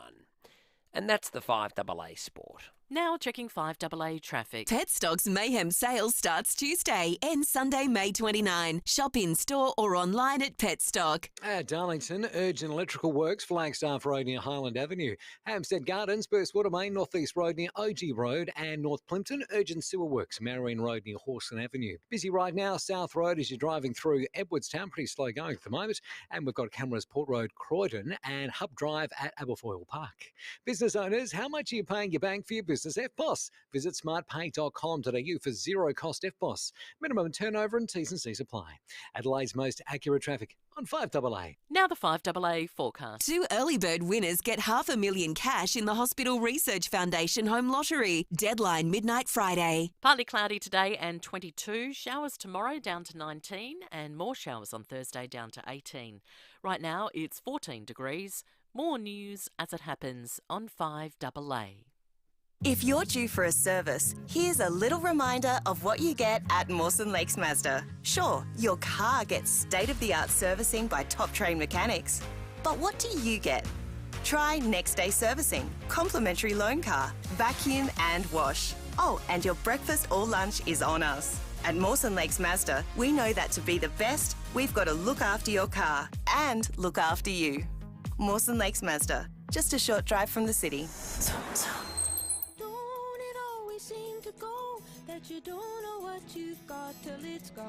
Statewide Super is now Host Plus, an industry super fund for all Australians. That's a plus. You're listening to 5AA Breakfast. David Penberthy and Will Goodings. And they charge the people $1.50 just to see 'em. Don't it always seem to go that you don't know what you've got? 7 minutes after 7. You into any weird food mashups? We're going to talk with George Dimkin, the SPC Marketing Manager, in a few moments' time about the baked beans Vegemite mashup that Australia's credited with inventing one, which is McDonald's French fries with sundaes. Is that an Australian thing? Yep, a lot. I'd always assumed that was an American. That feels like a very American thing. Dipping your French fries into your ice cream. I think it's gross, but Sam does it. He just said it's outstanding. Really? I've never tried it. No, I've never tried it. Let us know if you do it, folks. Does anyone do it? Yeah, absolutely. Or other weird food mashups. Let us know. 8223 000. We'll get to those in just a moment. Deborah in Largs North's called in with a late the clock radio. hero nomination. Deborah, you there? Oh, is it? Oh. Hello, Deborah. Or do you want to listen to it? Take it into the room and listen to it? Deborah, she's organising a partner to go and have a listen to this call play out, I suspect. You there, Deborah? Yes, how are you? Hey, Deborah. Who's your hero of the week? Well, my mother-in-law, she's 100 years old, and she's at the Bucklands Southern Cross aged care facility on Marion Road. Oh, wow. There's a carer there called Kim who gives her food, and whenever she has to go and see her now, we're in another room, so he always pushes her down in the wheelchair, and he is the kindest and gentlest and most genuine person you can imagine. That is a lovely... But then I could put nearly every carer I've come across. That's a lovely nomination. In the same. When did she turn 100, Deborah? January the 5th. Oh, fantastic. That's fantastic, Deborah. But, I mean, Kim is he's such a nice person, and he's also there to help lift her into a wheelchair when the other carers can't. I'm usually female, and they haven't got the strength to do it, and he's just always there for her. I'll tell you what, for all the flack that aged care has attracted, you should always remember that so many of the people who work there are absolute saints. Absolutely. And the only problem with that is that there's just not enough of them. Well, that's right. Yeah, exactly right. Because my parents, they've both died, but my father's an elder carer up at Gawler, Evanston. Mother is in Treeview up at Gawler, and they're the most fantastic people. Every aged care facility I've been. Yeah. But there's just simply not enough of them. Hey, Deborah, that's such a lovely call. We're going to give you a couple of 5AA breakfast cups. They're coming your way, okay? Thank you so much for calling in. We appreciate your Hero of the Week nomination. It's a really lovely call. 8223 000 is our number. You can text us as well on the Telstra Storm Out Barker text line. Wasn't it nice to hear yesterday that the Christmas pageant is going to be back? The 90th edition is going to be normal. That is on the street, not in the round as it's been the last couple of years. Brian Gilbertson, the pageant director, was on with Matt Pantelis last night. You know, for 2 years, each year we've been trying to work out how to get it onto the street, but just couldn't do it. And, you know, thank heavens that the Adelaide Oval was available and we were able to manage doing it there. So we're at least able to present a pageant each year, but albeit in a different setting. But now back on the street, you know, I think that the public are going to be really pleased and really chuffed about that. We'll announce a few more things as the year progresses, but certainly my mind's going to, you know, there were things that we learnt from putting on a stadium event. And so, you know, I will be looking at how I can adopt some of that within the context of the pageant. Nice to see the pageant returning. Absolutely. And, you know, it's one of those great things for kids growing up in Adelaide. It's been part of life for, more than 100 years. I think that's right, more than 100 years. I think it's well over 100 years. What's that? The pageant. I'm sure I read it was the 90th edition that was close. For thousands of years, the Christmas pageant has been part of life here in South Australia. But 90th this year. 90th year. The Oval thing was just, you know, it felt having to ticket the pageant. Yeah. And it's not a knock on the pageant people or the former government. It was just one of those situations, although last year's looked a little bit line ball, I thought, a little bit paranoid, and we're about to open up. But, yeah, just excellent that so many of these things are now in the past. Speaking of things that are good to see out and about, the Queen has been out and about. She hasn't been as well as she otherwise would have liked in recent times, so the public appearances have been getting few and far between, but she's managed to turn up to the Chelsea Flower Show, an event to which she's attended more than 50 times during her reign. So you revealed in 2020, ma'am, that Lily of the Valley was your favourite flower. So we have 70 pots of them for your 70 years. It's wildflowers into meadows, and we've tried to give some tremendous colour and form. Making a quintessential Queen sound in the background there. Yeah, that's right. What did he say? Lily of the Valley is her favourite flower. Yeah, is that you're our resident plant man? They are very pretty flowers. What's a plant man? A botanist? Yes. Okay. Yes. I'm not much of a flower guy though. Right. Not really. You're more of a succulents guy. Yeah. Stuff you can cook and eat. But no, it's good to see the Queen up and about. It is, isn't it? It's fantastic. Colin Cantwell is not a name that will be well known to our listeners by name recognition, but you'll be familiar with his work. He's just died at the age of 90. He's famous for his work in film, but his life is really quite extraordinary. His first film credit came in Stanley Kubrick's 1968 sci-fi film 2001: A Space Odyssey, and he was then plucked from that by George Lucas to design all the spacecraft in Star Wars. So he designed all the the Death Star, your X-Wings, TIE Fighters, Millennium Falcon, all these sorts of things. It was his imagination. But his story's great because it's not as though he was just some Hollywood guy that designed spaceships. He worked at the Jet Propulsion Lab at NASA before this. He worked there. He was part of the broadcast of the moon landing in 1969. He worked alongside Walter Cronkite and brought the moon landing to people's living rooms right around the world. Here he is speaking about some of his career. So, are you a fan of the films themselves? No. Yes. Yeah. Enjoy them? Yeah. Because I found toward the end of working on the special effects and so forth for Star Wars, but the first Star Wars, that it was getting to where it was going to be quite confining because the continuity and the expectation was beginning to take over the progression of the stories. Just a remarkable career arc to go from working at NASA, working on the coverage of the moon landing, working on Star Wars and 2001: A Space Odyssey. I've never seen 2001. Have you seen it? Haven't you? No, I've never seen it. It's very Kubrick. It's pretty arty, isn't it? Very arty. There's a whole lot of nothing in it, isn't there? Like it's a mood film. 2001's one of those sorts of films that anyone who watches it now goes, okay, what? Why? Why is this something? But it was, it was the first of its kind. High art sci-fi. Yeah. With almost a nondescript narrative. Like it sort of presaged the sort of modern artificial intelligence. I mean, you talking about your problem getting your ticket to scan at the footy the other day. It's almost like, intelligence. So we can have a court case about that in future, because I almost was the test case at Adelaide Oval that day with the gate. So when you come back from holidays and you can't remember your password. Oh, my God. Worst day of the year for the IT department. Because everyone's already annoyed enough that they're back at work. And then suddenly it's like, what's my damn password? There are things in the world that set you off in a way that even in the moment, you're being totally irrational. The feeling I get towards just about the entire world the moment it says your password's expired on my totally non-top secret and sensitive work emails. Password 1. I want to throw stuff, and I don't get angry, but God, that makes me so angry.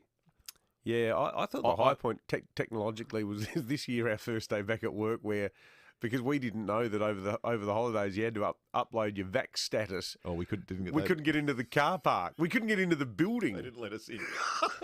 That was good. Triply vaccinated, but yes, no, you're meant to have filled in the form. Okie dokie. Getting some weird food mashups being texted through at the moment. Or in fact, someone who's endorsed the dipping the fries into the thick shake. Someone's texted in saying, as a kid, that's all I would eat, as I didn't eat hamburgers. Thank you for that. Rob says it may be a Tasmanian thing where I grew up, but in scones, I like apricot jam and a tasty cheese. I've heard of that before. Well, no, that makes perfect sense. Like, I was thinking about it. You set me the task, Will, think about some weird food combinations. And we're about to talk to the people from SPC about Vegemite mixed with baked beans. But here's a few. Prunes with bacon. Wow. Well, you wrap the bacon around the prune and Never you grill had that it. before. Oh, it's superb. Okay. It's like a 1970s appetizer. One of the classics, prosciutto with rock melon. Fantastic. Prosciutto with rock melon. Oh, my God, it's amazing. Blue cheese with fruit. Yep, beautiful. Like some real stinky gorgonzola mashed into a dried apricot or something. Avocado with anchovy on it. Okay. Superb. And chocolate and chili. Yes. Great combination. So what these things are, it's pretty straightforward. It's a combination of salt and sweet. Yeah. In most cases. We're going to talk more about the food mashup that's inspired this conversation with George Dimkin from SPC about the baked beans and Vegemite mashup in just a moment. But first, let's check traffic. Thanks, Will. At Darlington, urgent electrical works, Flagstaff Road near Highland Avenue. Hampstead Gardens, burst water main there. Northeast Road near OG Road. North Plimpton, urgent sewer works, Marion Road near Horston Avenue. And Mount George, works causing delays for outbound. That's on the freeway near Kerry Gully Road. Got cameras, Addison Road, Pennington, and Ridley Grove at Ferreton Park. Harris Scarf's Giant June sale is on now. Hurry and save big across homewares, Manchester clothing and underwear for a limited time only. Harris Scarf, great brands, great prices. Adelaide's most accurate traffic on 5AA.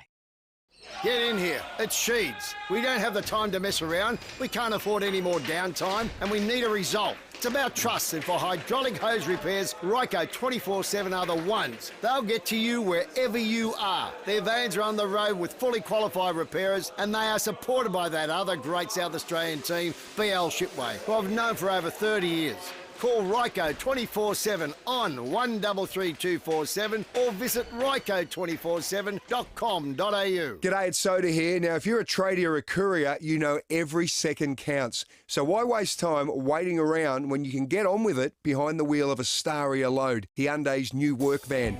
It's a game changer, the perfect office on wheels. A spacious and sophisticated workspace that combines efficiency, space and class-leading safety tech. There are work vehicles, and then there's the Hyundai Staria Load. Ready to drive away right now at your local Hyundai dealer.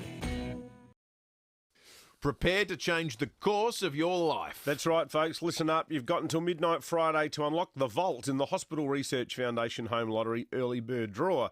2 lucky winners get to bank $500,000 cash just for getting in early. Well, now that's the kind of money that'd change your life. $500,000 cash. You'd never see me again, Will. I wouldn't take it personally. No, I wouldn't expect to see you either. You could take a midlife gap year to travel. You could pay off the mortgage, buy your dream cake. You'd have a dabble in all three of those things. This is your chance but you need to get your tickets before midnight Friday. And look, it's a good cause, obviously, because your Hospital Research Foundation Home Lottery tickets, they stay in the draw for the $4 million grand prize, the incredible Scott Salisbury home in Henley Beach, plus $1 million cash. But best of all, by purchasing a ticket in the Hospital Research Foundation Home Lottery, you join the fight for cures, better treatments and improved care in our hospitals for all South Australians. Get your tickets today at homelottery.com.au. Hello, I'm Susie Ellman, broadcaster and a Connect Hearing client and ambassador, and I'm asking the team what they think makes Connect Hearing so special. We listen to our clients and take the time to help you understand your hearing loss, so you get what you need, exactly tailored to your lifestyle. That's gold, and that's why Connect Hearing's been awarded gold from FIVEaa for consistent high-quality service. For gold service audiology, book your free consult at connecthearing.com.au. 9 News has the experience to break the news. Made in Adelaide for Adelaide. 9 News. Statewide Super is now Host Plus, an industry super fund for all Australians. That's a plus. You're listening to 5AA Breakfast. David Penberthy and Will Goodings. 21 after 7. I like this tweet from Matty Portferrell. He says, not to fuel the conspiracy theory, people, but you guys just gave a definitive link between Colin Cantwell and Stanley Kubrick. Maybe he got the 2001 job after they faked the moon landing. Matty, you're right. Oh, no, Matty. That doesn't help things. Matty Portferrell and Dave from Alberton need their own fringe show, I reckon. They are very entertaining, extremely people, funny very blokes. clever. Someone pointed out, Ben Jordan, in fact, pointed out on Twitter that the crowd that they got in Loxton on Sunday for the Port Westies game. And well done, West Adelaide. Everyone was saying... Yeah, they made a game of it. Yeah, they did. That third quarter was great by West, but Port prevailed in the end. But the crowd there was almost as big as the one GWS got. I think it was about 1,300, 1,200 different, which is great. Yeah. They should take footy to the regions more often. Very much so. It's a great idea. George Dempkin is the marketing manager at SPC, and he's come on... I don't want to frame this as hostile, George, but to explain himself over the the baked beans Vegemite mashup. This is something. In fact, it's got a few fans on the text line coming through. George, how did this come about? Yeah, look, thanks guys. Thanks for the call. So yeah, that was look. We saw through research that people really enjoyed eating their baked beans with their Vegemite on toast, and then what we thought was what a great way to help Australians fall in love with baked beans all over again. So we saw Vegemite as a big partner. So, can you give away the secret? Like, is it just, are there people, standing there at the production line with a butter knife, just putting a bit of Vegemite in before the lid goes on? How does it work? Yeah, you can only imagine, right? Opening up cans and jars of Vegemite, but no. So from a product perspective, it is a Vegemite powder. So it's the actual Vegemite product that you would get in your Vegemite product, but it's actually obviously dehydrated into powder form and then placed into the beans as part of that sauce, delicious sauce. So does that mean, George, that you guys at SPC have uncovered what for Australians is like life's great existential baffling question, what is in Vegemite? Do you now know the answer to that? The secret recipe, I'm sworn to secrecy from the team over at Vegemite, but no. So yeah, it's delicious taste and a perfect partner to go together with our baked beans. That's a terrific idea. So what are your serving suggestions, George? Is it just on toast, or can you be a bit more creative with it? Yeah, you can definitely be creative. My personal favourite is obviously just straight onto the toast with the SPC beans and the Vegemite. But look, add some eggs, mushrooms. Definitely make that meal a bit more broader, a bit more fulfilling. But there's a great source of protein and fibre naturally with this product as it is. Well, you've inspired our listeners this morning, George. There's a lot of suggestions coming through of all sorts of combinations that maybe SPC could look into at a later date. Thank you for coming on. We appreciate your time. No worries. Thanks, guys. George, it's a truly excellent thing, the baked bean. It's a great thing. It's really good for you too. It's extremely good for you. George Dempkin, SPC Marketing Manager. Already a couple of quick, unique food combos that our listeners have come up with. I tell you what, we've tapped into the motherload here. Ken says, try crispy bacon, soft serve ice cream and maple syrup. Wowee! What about this one? Benjamin says, my go-to is salt and vinegar chips and fruit and nut chocolate. I can do some real damage to myself with a large pack and a full block. James Veal in Morphettvale says, I love toast with Vegemite and grated cheese, topped with baked beans, a fried egg and sriracha sauce.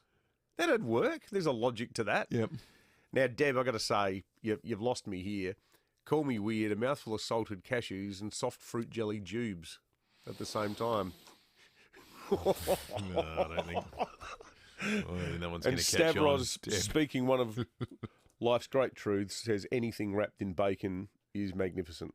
Yep, And he's right. absolutely. Yep. Keep them coming in. Your odd mashups, 0480 1395. That's the Telstra Storm out Barker text line. And also thanks to Tony for texting in. It was Tony who took the wonderful pictures up at the top of Mount Lofty this morning. Sensational. Jesus, some clever people. Or there's some great cameras, or maybe it's a combination of the two, but we get some great shots these days. Jimmy sent in some pics from Salisbury as well. Looks wonderful out there in the north this morning. All right, let's talk sport, and we turn our attention to what Rowie was on about last night. Book your What service the election online was at on. North Point Toyota to win the cost back. It is the North Point way. No, we're not going to be in the habit of getting Rowie's politics takes. Oh, that was good. Boy, certainly unique. At least he's honest. It was unique. It's not a perspective I'd heard before. Let's get his thoughts on the Crows rebuild, because Rowie says it's stalled. So the solutions, if you like, let's call it a stalled rebuild. Their game style or their method needs to change. They've got the DNA of being scraggers. That's great. You've got that in your tin tank. They need to now just take the game on more. They need to be more daring. They need to be more attacking. They need to pick and stick with players that they know can hit targets and score 100 points. Look at what Hawthorn are doing. Look at maybe even Gold Coast to a lesser degree.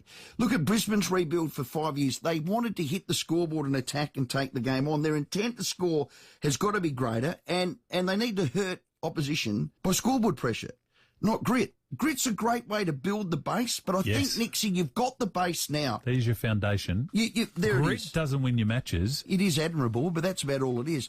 And I'd start with this. You've got a list, picking players that can kick, hit targets, make good decisions under pressure. They either have speed in their legs or they have a great brain where they get speed of ball movement. And you've got to play them and stick them. You know who can and who can't now, surely down there. And I think the fans are ready for that. The task doesn't get any easier this weekend. The Crows go to Geelong and play at Alphabet Soup Park. I can't say it. It's GMHBA something or other. Anyway, it's Cardinia Park, because you know me. Cardinia Park. I call things that even after they've moved, like... it's Adelaide Oval's still footy park at times. Yeah, that's right. I used to call the Adelaide Oval Amy Stadium. No, I never do the sponsors. No, you never called it Amy. That's why I'm happy to tart out the names of things, because it doesn't change a damn thing for me. Yeah, exactly. It'll be a tough ask this Saturday. I called the Port game on the weekend, and they're just tough to beat there, Geelong, irrespective of where their side's at. The conditions are difficult, and it's going to be a real challenge. But looks like a bomb's hit it at the moment, that oval. It does, yeah. That the end for what's effectively what the left of screen is you're watching is just a construction site. Because I watched one game there early this year, and there's a guy there in work boots. It was a night game. And there was one construction bloke there in his high vis and his work boots retrieving the football. Maybe that's what's happened to the crowd attendance numbers. Yeah, well, that might explain it. One high vis bloke's dragged it down. Book your service online at North Point Toyota to win the cost back. It is the North Point way. Phil Curry's coming up in just a moment. We'll get his take on the federal election and what the early work is going to be for Anthony Albanese and his new Labor team running the country. That's next. Looking for a van that always delivers? You need the LDV Deliver 9. Get any job done, dusted and delivered. With 10.9 cubic metre capacity, turbo diesel engine and 10-inch touchscreen infotainment hub. From $42,490 drive away for ABN holders. Visit a dealer today. The Deliver 9. It always delivers. LDV. Bring it on. New stock vehicles only. T's and C's and exclusions at ldvautomotive.com.au. Mate, I can't believe how expensive fuel is at the moment. Are you an RAA member? Yeah. Why? Well, you can save 4 cents a litre at participating EG and Caltex Woolworths fuel and convenience stores right now just by showing your RAA card. For real? Yeah. And if you have an Everyday Rewards card, you can save an extra 4 cents per litre when you spend $30 at Woolworths. Mate, cents a litre off. That'll help me too. Keep on moving on. T's and C's apply. Offer ends June 19th. See raa.com.au for details. Adelaide property values are at an all-time high. They've grown by more than 25% over the past 12 months with really strong buyer demand. In most areas, demand is greater than supply. Vendors are regularly getting multiple offers for homes with sold prices well above expectations. Now, we know that our friends at Toop and Toop work across all suburbs, and we can tell you right now that in Burnside they're working with 5,402 buyers, 5,153 in Millswood and 5,290 in Walkerville. And all of these people are searching for their perfect property in these specific locations. If you're thinking of selling and would like to know how many buyers Toop and Toop are working with in your suburb, go to toop.com.au. Every day, they tell you their news is local. And every day, they bring you news made in Sydney. Watch the news you can trust. Adelaide 7 News, made right here, mornings, afternoons, and 6 p.m. every night. 5AA Breakfast is streaming live right now. To watch, simply head online to 5AA Facebook or search 5AA on YouTube. This is Adelaide's 5AA. Partly cloudy at 22 today with the 7:30 news. I'm Melasha. Hitachi Air Conditioners. Be comfortable all year round. Visit hitachieaircon.com.au. Charges have been laid after a house fire on Corio Street at Modbury. The MFS were called to the unoccupied home just after 7 last night. 2 girls were seen running from the scene. Senior Constable Matt Brown says one of the 17-year-olds has been charged with arson. Police are following positive lines of inquiry regarding the second suspect, and anyone with information that can assist police is asked to call Crime Stoppers on 1800 333 000. The mask mandate in schools will be top of the agenda at today's Emergency Management Council meeting. Education Minister Blair Boyer says they promised to revisit the ruling 4 weeks into term, and that's what they're doing. We're certainly in much better position than we were in term 1. Numbers are lower in terms of positive cases in schools. The number of schools which have been sent to remote learning are certainly lower. And of course, we've got a lot of other work done in terms of trying to get natural ventilation into classrooms. I'm hopeful that that means that we're in a position to be able to remove masks. Mr Boyer will be tuning into the meeting via Zoom after testing positive to COVID. Chinese surveillance and climate goals will be at the forefront of today's Quad Summit talks. Prime Minister Anthony Albanese and Foreign Minister Penny Wong have landed in Tokyo for the high-level meeting. Mr Albanese will also look to sign Australia up to a new US-led Asia-Pacific trade deal, aiming to counter China's dominance in the region.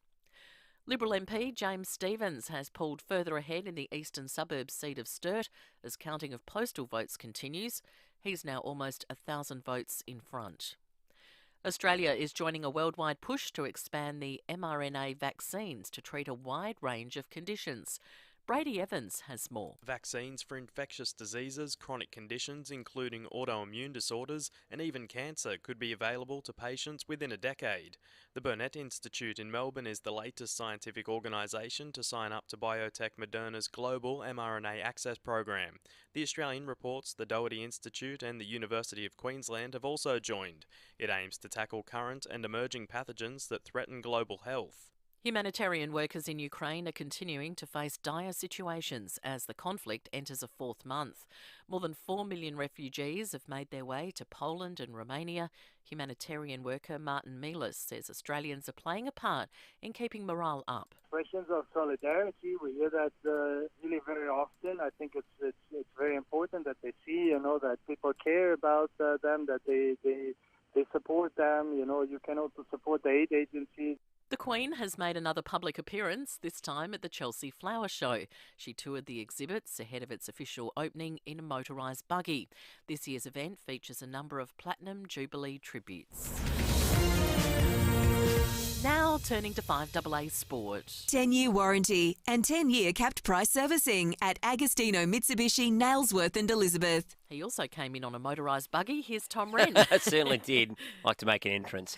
Let's start with football. Adelaide forward Ned McHenry is confident the club can turn its goal-kicking issues around. The Crows booted 9-15 against the Saints and had 4 more scoring shots but still lost the game. McHenry telling Rowie and Biggs they are working hard on their set shots. We're all ready and have been doing a lot of work for a big amount of time. It's not just something that we're going to look to fix up now. It's something that we have work behind us, so we just need to now fall back to our training, make sure we're doing it at the level. Josh Rochelle looks set to miss this week's clash against Geelong after he was subbed out of the match against St Kilda with a nasty corky. Meantime, Brisbane midfielder Hugh McCluggage is a chance to play against GWS this weekend after receiving good news on his hamstring injury. There's no tear or strain and he'll have a fitness test before Saturday's game. Well, Jordan Thompson has gone down to Rafael Nadal in the French Open first round. The Australian says his opponent was relentless and at times he felt helpless. I remember looking up at my camp and said, I've hit one of the biggest forehands I've hit. It came back, hit a dry volley. It came back even harder and I wasn't even close to the ball. I just looked up and thinking, I did everything I could and it still wasn't even close to winning that point. So, of course, sometimes you're going to think, like, what do I do? And, it's not the only one. Fellow Aussies Isla Tomljanovic and Darius Saville, though, have both won through to the second round. And that's the 5AA Sport. Now checking 5AA traffic. Petstock's Mayhem sale starts Tuesday, ends Sunday, May 29. Shop in store or online at Petstock. At Darlington, Urgent Electrical Works, Flagstaff Road near Highland Avenue. Hampstead Gardens, Burst Watermain this morning. Northeast Road near OG Road does get busy throughout the morning. Allenby Gardens, Sewer Maintenance Works, Grange Road near Coombe Road heading towards the beach. And slow going at Mount George due to works. That's outbound on the freeway near Kerry Gully Road. Keep an eye out for camera 2, Cheltenham Parade at Cheltenham. Don't have Foxtel? Get live sport, drama, movies and Netflix with Foxtel's very big deal on sale now. Ends June 30. Search Foxtel or call 131 787.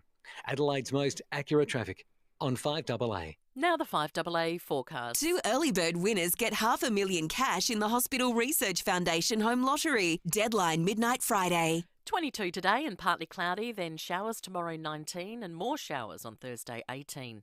Right now it's 14 degrees. More news as it happens on 5AA. 5AA's Tech Talk with your host, Adelaide tech guy Richard Pascoe. Thanks to Harvey Norman Computers. Tax time is around the corner, so now's the time to upgrade your home office with a laptop that's packed with features. HP have taken a fresh approach to the new 16-inch HP Victus. It's thin, light and powerful with a processor and graphics card ready to deliver high-definition gaming and immersive visuals.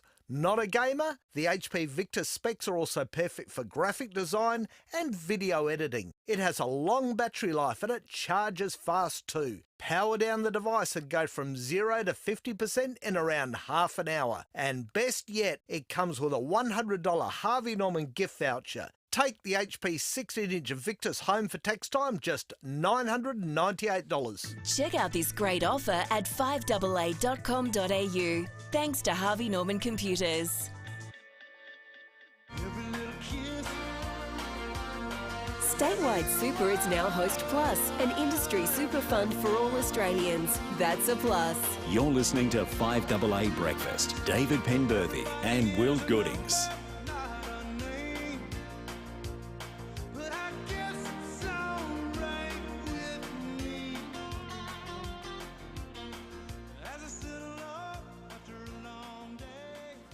Twenty-three minutes to 8. John Blake coming up before 8 o'clock this morning. Also, then after 8, we're going to chat with Dr. Chris Moy from the AMA. You might have questions for him about the flu vaccine. I note this morning in the paper there's some concern about younger people and flu season, having not been exposed to it for the last couple of years. So we'll get some answers on that. You might have monkeypox questions, all that kind of stuff. We'll talk to him at about 8:20 this morning. Then it's true. I mean, this is the old theory that the best thing for kids to do. Get outside, roll around in the dirt, get a mouthful of, grass, and you build up your immunity. Yep. And part of the last 2 years has been we've all been locked inside. That's right. So that's coming up. Also, Marcia Hines after 8:30, part of the Cabaret Festival. But first, let's head to Tokyo. That's where we find Phil Curry from the Australian Financial Review. Not on holiday. The grind never stops for Phil. You're tailing the Prime Minister to the Quad, Phil. Yeah, we're here for a whole day. We flew yesterday, Arvo, got in last night. Here all day and then straight home first thing in the morning tomorrow, so that's such is life. But, it's important because the Quad is an abbreviation for the Quadrilateral Security Dialogue, and it's a four-way thing between us, the Indians, the Japanese and the Americans, so it's the premier sort of regional forum, if you like, for sort of trying to deal with China and push back with China and embrace the smaller nations of the region. So Scott Morrison was obviously a willing participant, and Anthony Albanese coming here so quickly, he's actually got a fair bit to do at home. But the fact he's just dropped everything and come to this, he's as much a statement as of anything in terms of continuity towards commitment to the region, regional stability, peace, that sort of stuff. And also he's trying to sort of rebuild what he thinks. Some flaws in the relationship. We weren't active enough on climate change and stuff like that. So he's here to send a few messages. So, Phil, it must all feel a bit surreal. Like, this time 3 days ago, Scott Morrison was still the Prime Minister. Now, I don't know if you travelled on the same plane as Albo, the new PM, but have you had a chance to talk to him? I mean, he must be pinching himself that. Yeah. Look, we had a bit of a chat on the way over yesterday. His head's still obviously spinning from it all. He said one thing he did throughout the election campaign, even though he was sort of optimistic he would win, he never allowed himself to think that. So, like, even down to things like, I said, he's going to live in the lodge or curability and all that. And he said, I just didn't think of any of that stuff. I didn't want to think of that stuff for my own mental health, just in case I lost, So he, it's all happening at a million miles an hour. Yeah, it was funny. I mean, we all sort of piled on board the RAAF jet yesterday, the Prime Minister's jet, the one that we've been flying around with Scott Morrison, well, not so much for the past 2 years, but for the past while, and instead it was Albo on board instead of the PM. But it really is, Dave, when you get a change of government, same script, different actors to a large extent. Script changes a little bit, but, all the foreign officials on board the plane, the advisors and stuff, that was sort of Morrison's old crew from the department. So, sort of helping the new guy along. You say this and do this and sign this and that sort of thing. So, yeah, but it is a bit surreal. But, he's got a lot of work back home. Looks, it's forming a government. And so it's get in, get out sort of trip. We had Burmo on the show yesterday, and when he came on, we played him a bit of what Alex Antic, the Liberal Conservative Senator, said. You seem to have this nightmarish situation for the Libs now where half the parliamentary party seems to think that they lost because they were too right-wing, and the other half seems to think they lost because they were too left-wing.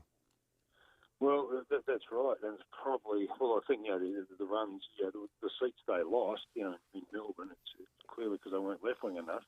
And, they don't know what to do. Look, the best thing they can do is not do anything for a while, sort of pick a new leader. But, look, they're going to be in opposition, so they do have a bit of latitude. I mean, we've seen for how many years now, the last 9 or 10 years, the Nationals predominantly and members of the right, sulking and threatening to cross the floor and do all these sorts of things. They threw out Malcolm Turnbull on climate change. They fought all these policies. They had to be drag kicking and screaming on same-sex marriage, and all the way along they threatened to cross the floor and stuff like that. And I suspect this time, the moderates might indulge in a bit of payback.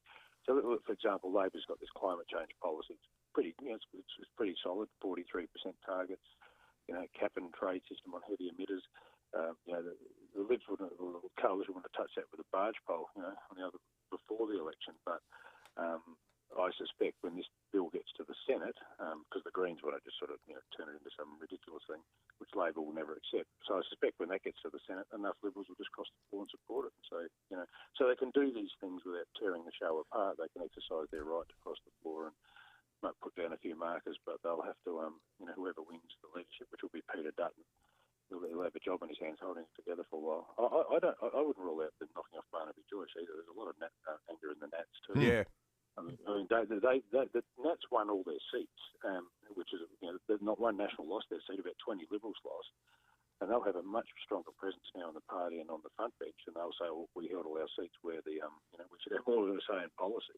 That'd keep Burma awake at night. But some of the reason they lost seats in the cities was because of Barnaby Joyce. So there's a lot of ill feeling in the Nats too. So I think they're in the old, they're the following few months. What are people? I don't know if you've had much opportunity to have these sorts of conversations, Phil, given you've had to jump on a plane so soon after the election. But off the record, behind closed doors, what do MPs of both sides say to you about the record low primary votes for the major parties? Well, both sides say the number one factor, and the Liberals say is also the number two factor, was Scott Morrison's unpopularity. That was primarily, and then some of Labor's vote was like ridiculously low. It was only like 32%. I haven't seen the update. So no one's ever won government from even close to that low before. This is the sort of weirdness of it. I think one of the reasons, Will, is because in all these teal seats, the Libs got thrown out. Labor just either didn't bother running or just ran dead. Normally they'd get 27, 28%, 30% seats like that. They got like 8 and 10. So that would have pushed their primary down a little bit, but only 1 or 2 points.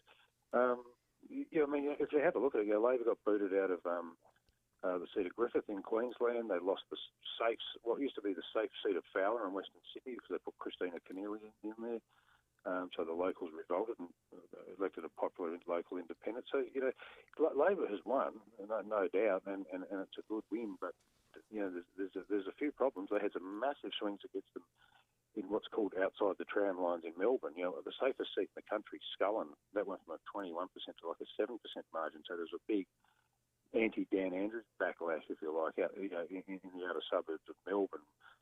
So a lot of Labor safe seats are now semi-safe seats or marginal seats. So there's a few things went on. And, it wasn't one sort of thing happened on Saturday. A whole lot of things happened.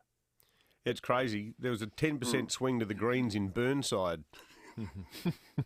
Well, that's right. And we saw this, and that's probably why they're close to losing sturt, the Liberal Party. I think one of the Teal candidates definitely surpassed all expectation, winning all those 6 seats. No one's not going to win all of them, but the Greens too.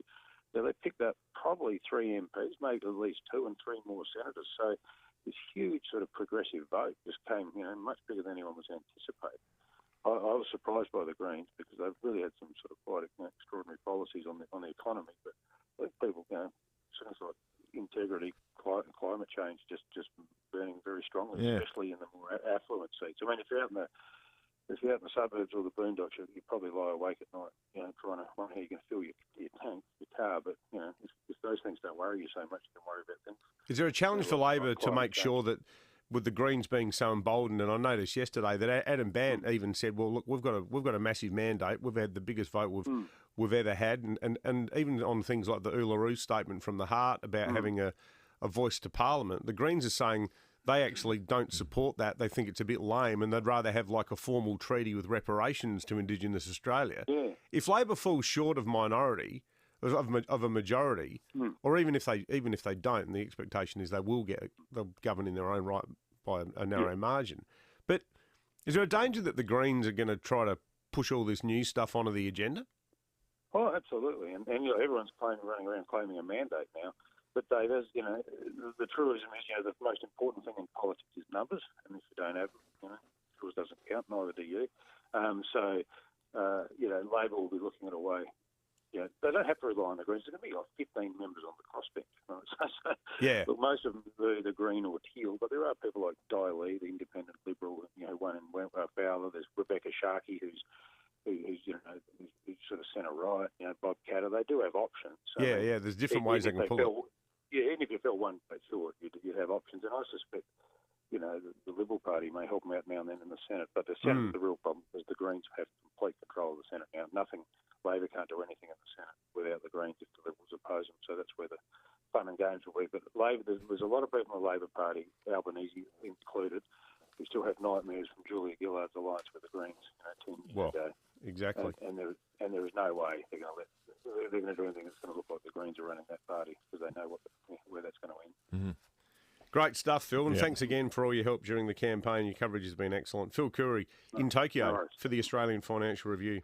12 to 8. I want to ask you a question without notice on the back of your observation about the Burnside Greens vote. Right now, where are we at? 24th of May, Tuesday. What do you think happens in the Bragg by-election? Well, let's see who the Liberal candidate is first. Yep. The Libs will be packing it. They need to find a new state director as well. Yes. Sasha Meldrum announced yesterday that she's walking away from the job as state director of the Liberal Party. It's dangerous in all sorts of different ways now. And we need to know what Labor's going to do there too. Yeah. How hard are they going to go? It's just... What about Burnside, the People's Republic of Burnside? Next time you're down at the Burnside village and you see 2 middle-aged women in their Zara pantsuits, don't be surprised if you find them later outside the Santos building gluing their backsides to the ground. It does... What are you doing after coffee, True? I'm just going to go into town and set bins alight and protest against capitalism. It has changed the dynamic, hasn't it? The whole... The purview of the affluent. That's what climate policy's become, hasn't it? There was a stat yesterday that in the seat of Wentworth, which is Malcolm Turnbull's old seat, 13% of the population, 13% earns clear $3,000 or more per week. Yep. Now, in the rest of the country, that figure's about 1%. 59% of people in that seat have got a tertiary qualification. Like it was super rich, super well-educated Australians, essentially the 1% of Australia's richest people who smashed the Liberal Party on Saturday. Yeah. Well, people that suddenly went, okay, so what Green's economic policy is a disaster, is it? Well, it's not going to be disastrous enough to hurt me. I think a lot of it's climate, and a lot of people who just went, I don't care if the Greens policies totally jar with almost everything I stand for. I just want to send the Libs a message that they've had their heads in the sand on this, and particularly a hick like Barnaby Joyce. A lot of city people went, this bloke shouldn't be running the country. Yeah. This bloke shouldn't have his hands on the levers of government. I'm just going to go in there and blow them up. 10 minutes to 8. Thanks, Will. At Hampstead Gardens burst watermain this morning, Northeast Road near OG Road. North Plimpton, urgent sewer works on Marion Road near Hawson Avenue. Darlington, urgent electrical works, Flagstaff Road near Highland Avenue. And Mount George, works causing delays for outbound on the freeway near Kerrigully Road. Cameras, Addison Road, Pennington, and Port Road at West Hindmarsh. And wishing a big happy birthday to Flight Centre, celebrating 40 years of taking off. Visit their website to be in to win one of 40 epic holidays. Conditions apply. Adelaide's most accurate traffic on 5AA. 1 in 4 Australian women experience domestic violence in their lifetime. Staying is dangerous, but leaving can mean homelessness for them and their children. With your generosity, the Salvos can provide crisis services and ongoing support, helping women find a way out of violence and a way back into a safe and stable life. Please donate to the Red Shield Appeal at salvationarmy.org.au to help the Salvos leave no one in need. Construction of 88 O'Connell has commenced. This is truly one of the most impressive developments in Adelaide for a very long time. 88 O'Connell will encapsulate connected living, community and style with boutiques, retail and culinary experiences on your doorstep. 2 and 3 bedroom apartments are still available from $1.1 million. Visit the new display suite at 53 O'Connell Street, North Adelaide. Proudly developed by Commercial and General, creating South Australian communities for over 25 years. We told you they'd go quick. Over 80% of tickets in the Hospital Research Foundation Home Lottery have already been sold. Don't miss your chance to win the ultimate $4 million grand prize and live mortgage-free in Henley Beach. There's a catalogue full of prizes, but with over 80% of tickets already gone, you'd better get yours now. Join the fight and get your tickets today at homelottery.com.au. Licence M141166. With tax time approaching, it's time to take advantage of the federal government's instant asset write-off. It's also a great time to speak to Toyota about a new forklift for your business. Check out their huge range of quality Toyota forklifts, pallet jacks, walkie stackers, reach forklifts and more. With legendary reliability and safety, plus cleaner, greener electric options. It's all part of the Toyota Forklift Advantage. For more, visit toyotamaterialhandling.com.au. Get a Toyota forklift. Terms and conditions apply. 5AA Breakfast is streaming live right now. To watch, simply head online to 5AA Facebook or search 5AA on YouTube. Statewide Super is now Host Plus, an industry super fund for all Australians. That's a plus. You're listening to 5AA Breakfast. David Penberthy and Will Goodings. 7:08, John Blake in a moment. Now, together with our good friends over at Channel 7, we've got your chance to experience some of the Cabaret Festival's biggest shows. Jane Doyle would love her cabaret. I've no doubt about that. Life is a cabaret. Life is a cabaret. For your chance to head along with a friend, as well as experience a night's accommodation at the Intercontinental Adelaide, all you need to do is watch 7 News nightly at 6 p.m. and grab the daily feature show. If you've got a daily feature show handy, having watched the excellent 7 News last night, call in right now on 8223 0055 and you'll be off. First call through gets at 8223 0055. Let's talk about the weather today and the rest of the week. They're very different stories today and the rest of the week. Today and right now it's 14.9 degrees ahead of a top of 22. Another really nice day. Yesterday was very pleasant. We may get a little shower late in the day, late tonight in fact. That is less about today than it is tomorrow, where we could get up to 15 mils of rain. 8 is the minimum forecast. So we're going to get something fairly significant either way, but potentially up to 15 and a top of 19 tomorrow. Thursday, the showers will linger around 3 to 5 mils on Thursday. Still maybe a sprinkle on Friday, a mil of rain and a top of 17. And then a wet weekend, up to 6 mils of rain Saturday and up to 10 on Sunday. But the headliner over the course of this next week is Monday. Right now, on Monday, the Bureau's forecasting somewhere between 15 and 25 mils of rain. About time too. We need it. The garden's looking a bit parched. Well, it's been a very dry month. It's looking like we're going to get. If it's been a dry month, but it's going to be a pretty wet next 6 days or so. Leah has called in with the cabaret show code word. Morning to you, Leah. Hey Dave, how are you this morning? Very well, Leah. Good, thanks, Leah. What is the cabaret show? It is Marcia Hines. It is Marcia Hines. She's come.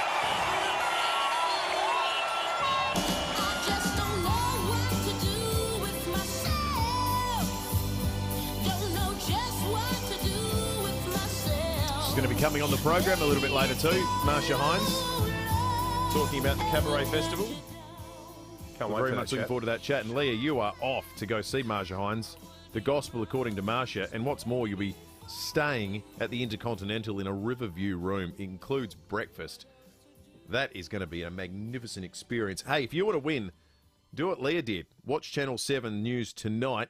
The 2022 Adelaide Cabaret Festival, 10th to the 25th of June at Adelaide Festival Centre. You can book your tickets now. Right, it's time for some John Blake. He was off yesterday. We missed him. It's good to have him back.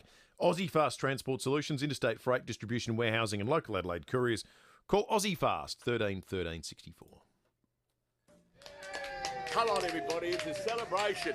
It's a celebration of Australia and our way of life and our great democracy, where the more money you have, the better post-election parties you can have. Come over and gather round the very expensive piano. Come on, let's celebrate Australia, the country we always put first, by having another lovely Moët and Chandon from France. So who's that crying over there? Craig. Come here. Oh, it's Craig. Craig, come here. Stop crying.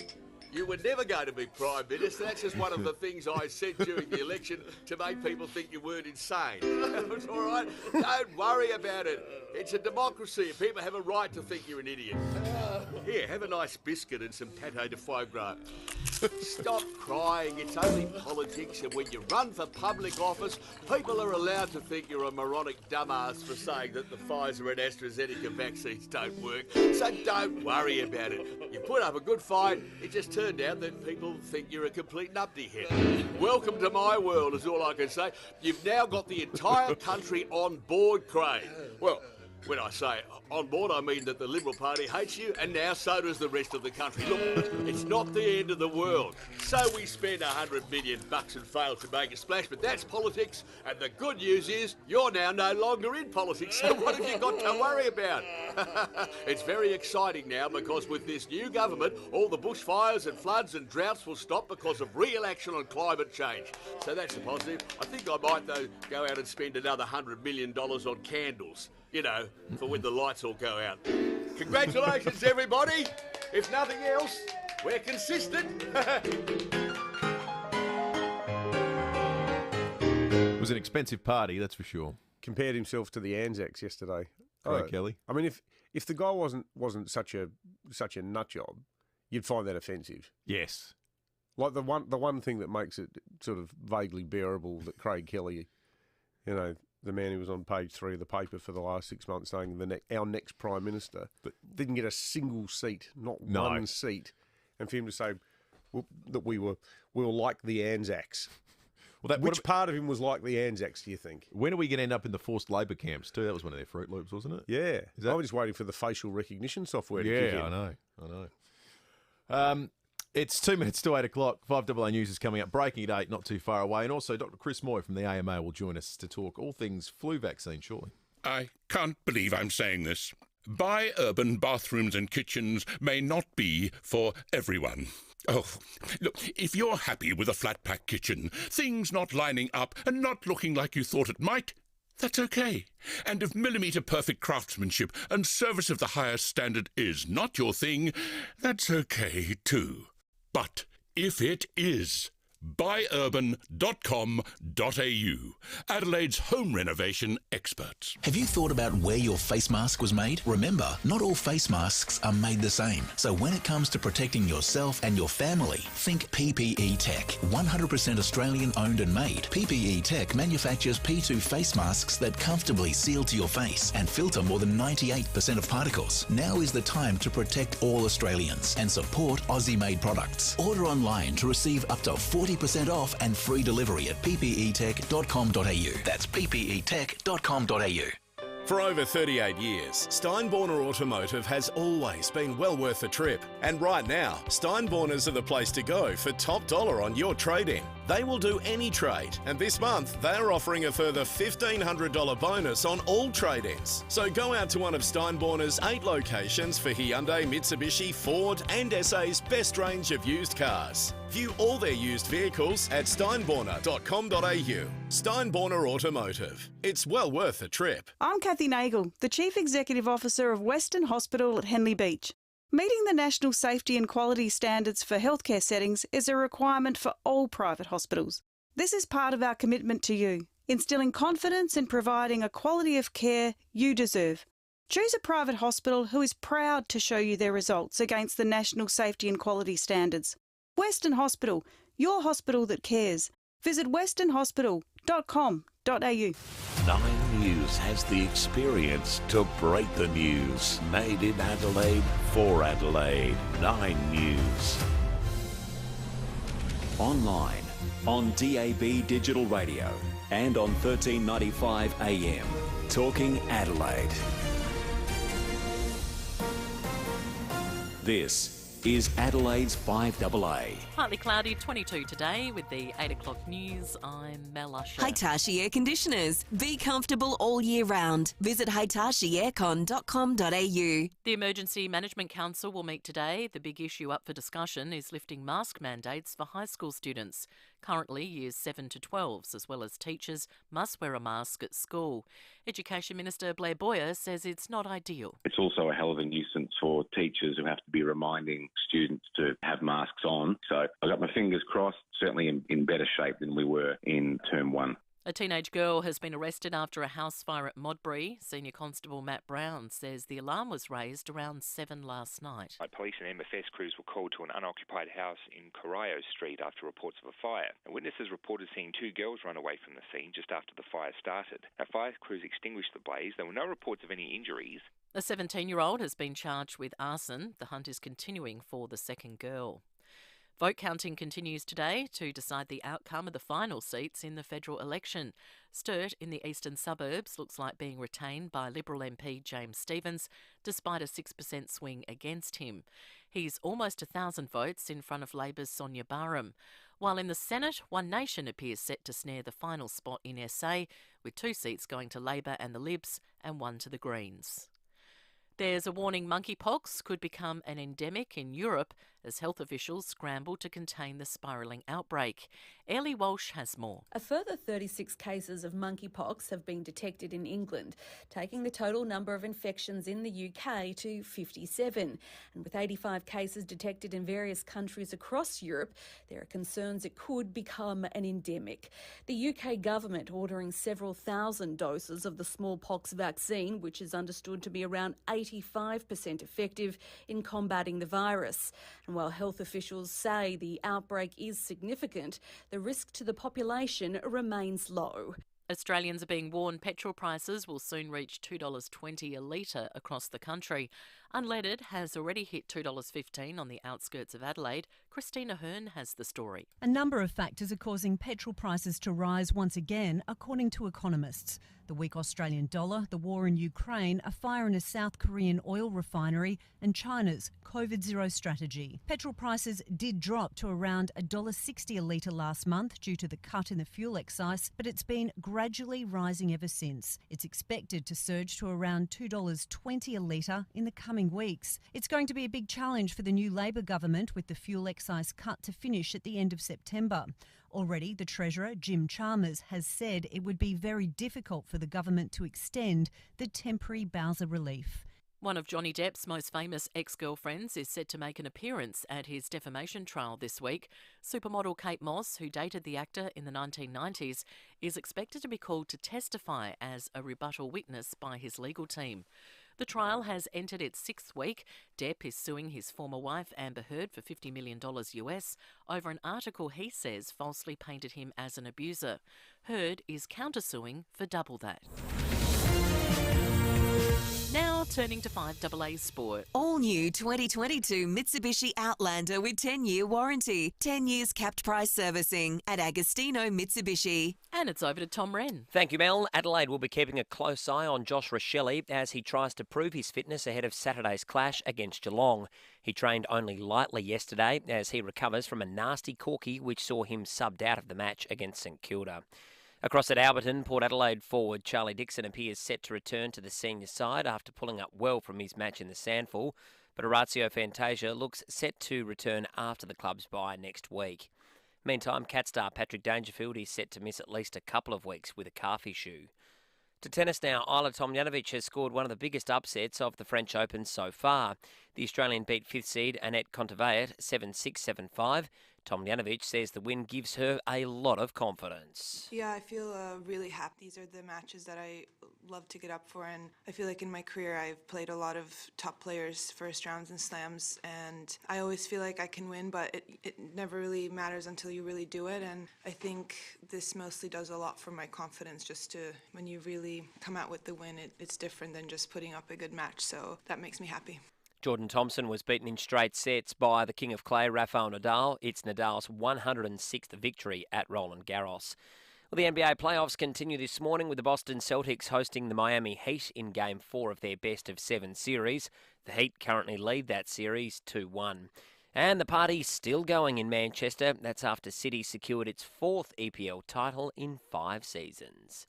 And that's the FIVEaa Sport. Now checking FIVEaa traffic. Petstock's Mayhem sale starts Tuesday and Sunday, May 29. Shop in store or online at Petstock. Hampstead Gardens burst water main this morning, slowing things up. That's North East Road near OG Road. Allenby Gardens, sewer maintenance works there. Grange Road near Coombe Road, heading towards the beach. One lane closed. And Darlington, urgent electrical works, Flagstaff Road near Highland Avenue. Mount George, keep an eye out for works, which is slowing things up today. That's outbound on the freeway near Kerry Gully Road, with cameras Barramundi Drive, Hallett Cove, and Grant Road at Brunella. After a new or demo Kia, head to SA's #1 Kia dealership, Wayne Phillips Kia, awarded SA's Dealership of the Year for the 7th year in a row. Wayne Phillips Kia, Brunella, Adelaide's most accurate traffic on FIVEaa. Now the FIVEaa forecast. 2 early bird winners get $500,000 cash in the Hospital Research Foundation Home Lottery. Deadline midnight Friday. Partly cloudy for you Tuesday, 22, then showers tomorrow, 19. Thursday, more showers and 18. Right now, it's 15 degrees. More news as it happens on FIVEaa.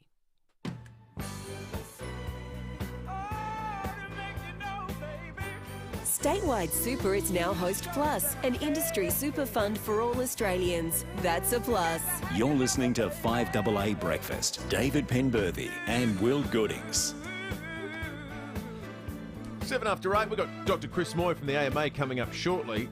He was a great help to us over the last couple of years when we had seemingly every fortnight different questions about COVID. And it was a wonderful voice of reason at times when there was just so much information flying around. We speak to him again today, not about COVID, but rather this flu season of the flu vaccine. Obviously, there's this monkeypox business going on in the background too. If you've got a question for him, we're more than happy to fire it through.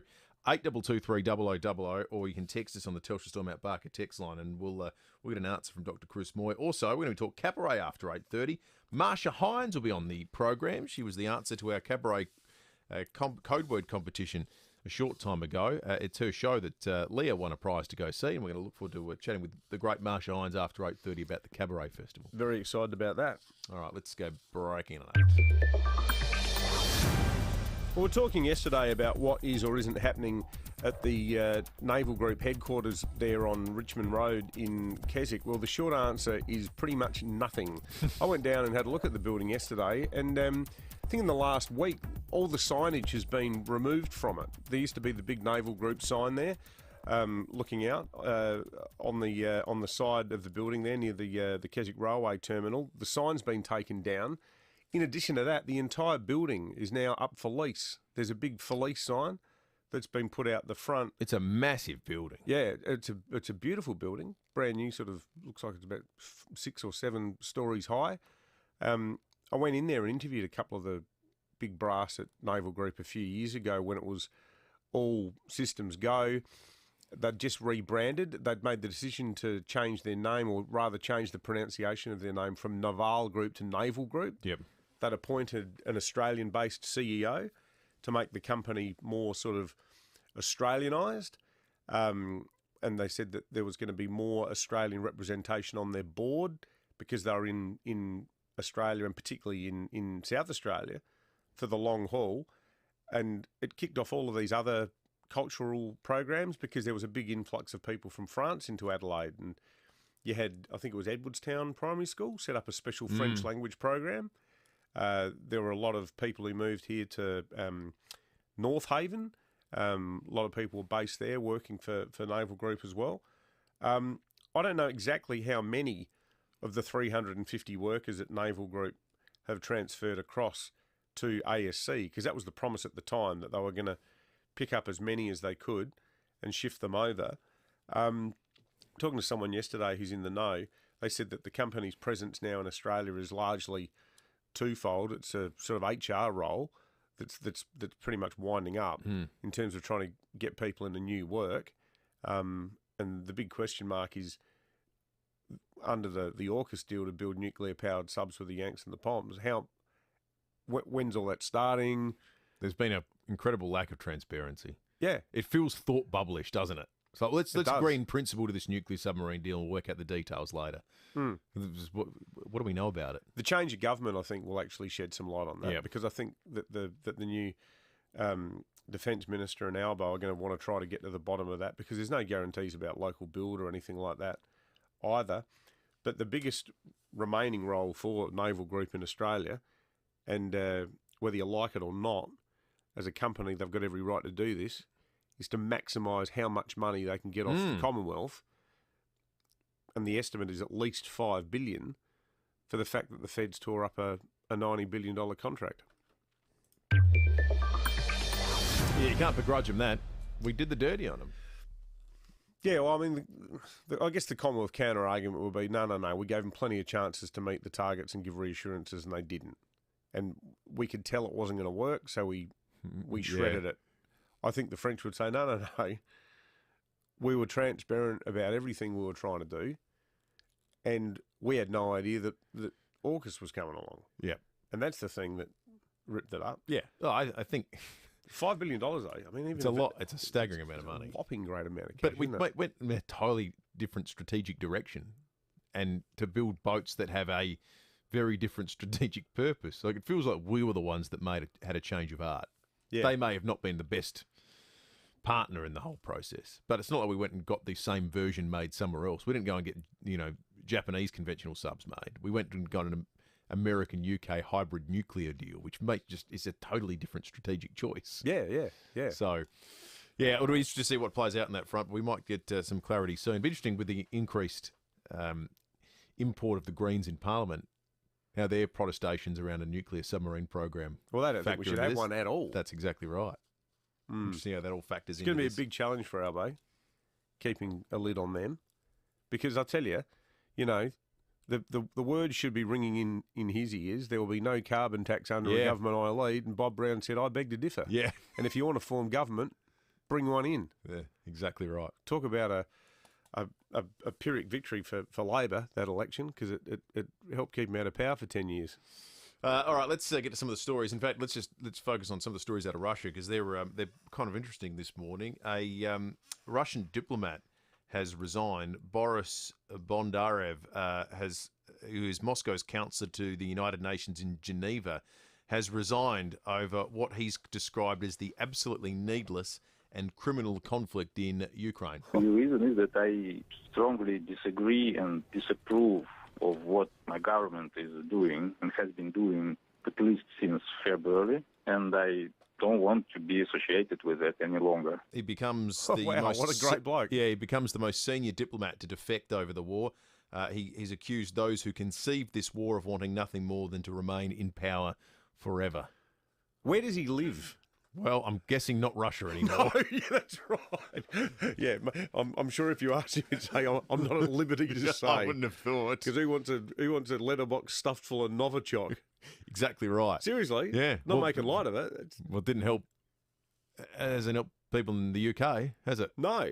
Just not having a, Moscow postcode doesn't seem to prevent you from coming to harm. Save you, yeah. No, it doesn't. Alexei Navalny, actually, the alternative Prime Minister who has been jailed, sent out a statement in support of this guy, saying, this is good to see. What a legend. Now, the exodus of major businesses from Russia continues as well. Starbucks updating its partners this morning, saying that it's made the decision to exit its Russian business as the war in Ukraine continues. In a statement, the company said, quote, as we mentioned on March 8th, we've suspended all business activity in Russia, including shipment of all Starbucks products. Starbucks has made the decision to exit and no longer have a brand presence in the market. We will continue to support the nearly 2,000 Green Apron partners in Russia, including pay for 6 months and assistance for partners to transition to new opportunities outside of Starbucks.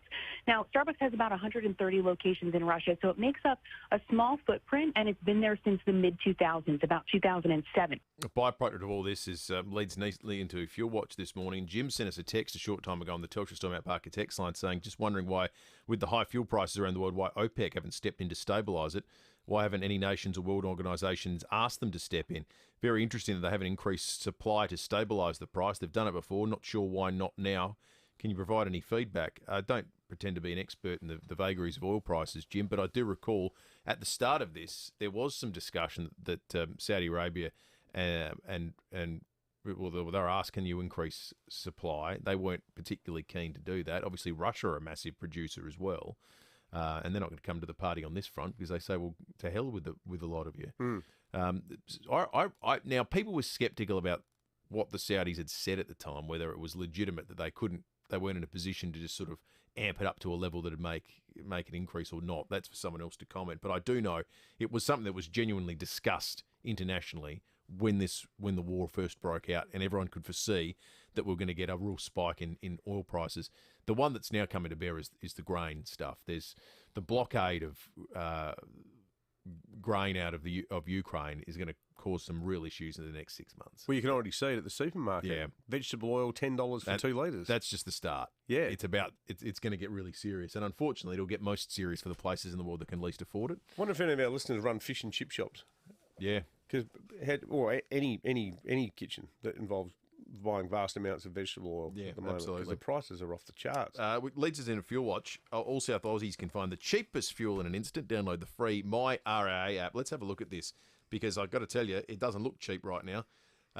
Cheap today, in inverted commas, is low $2. So here are the cheap ones we managed to find. Ampol, Belair Road, Mitcham, $2.3.9. $2.3.9. That's cheap. The United May North Road, Paraka, $1.99.7. The cheapest we found it was the Southern Cross Grange Road, Fulham Gardens, $1.95.9.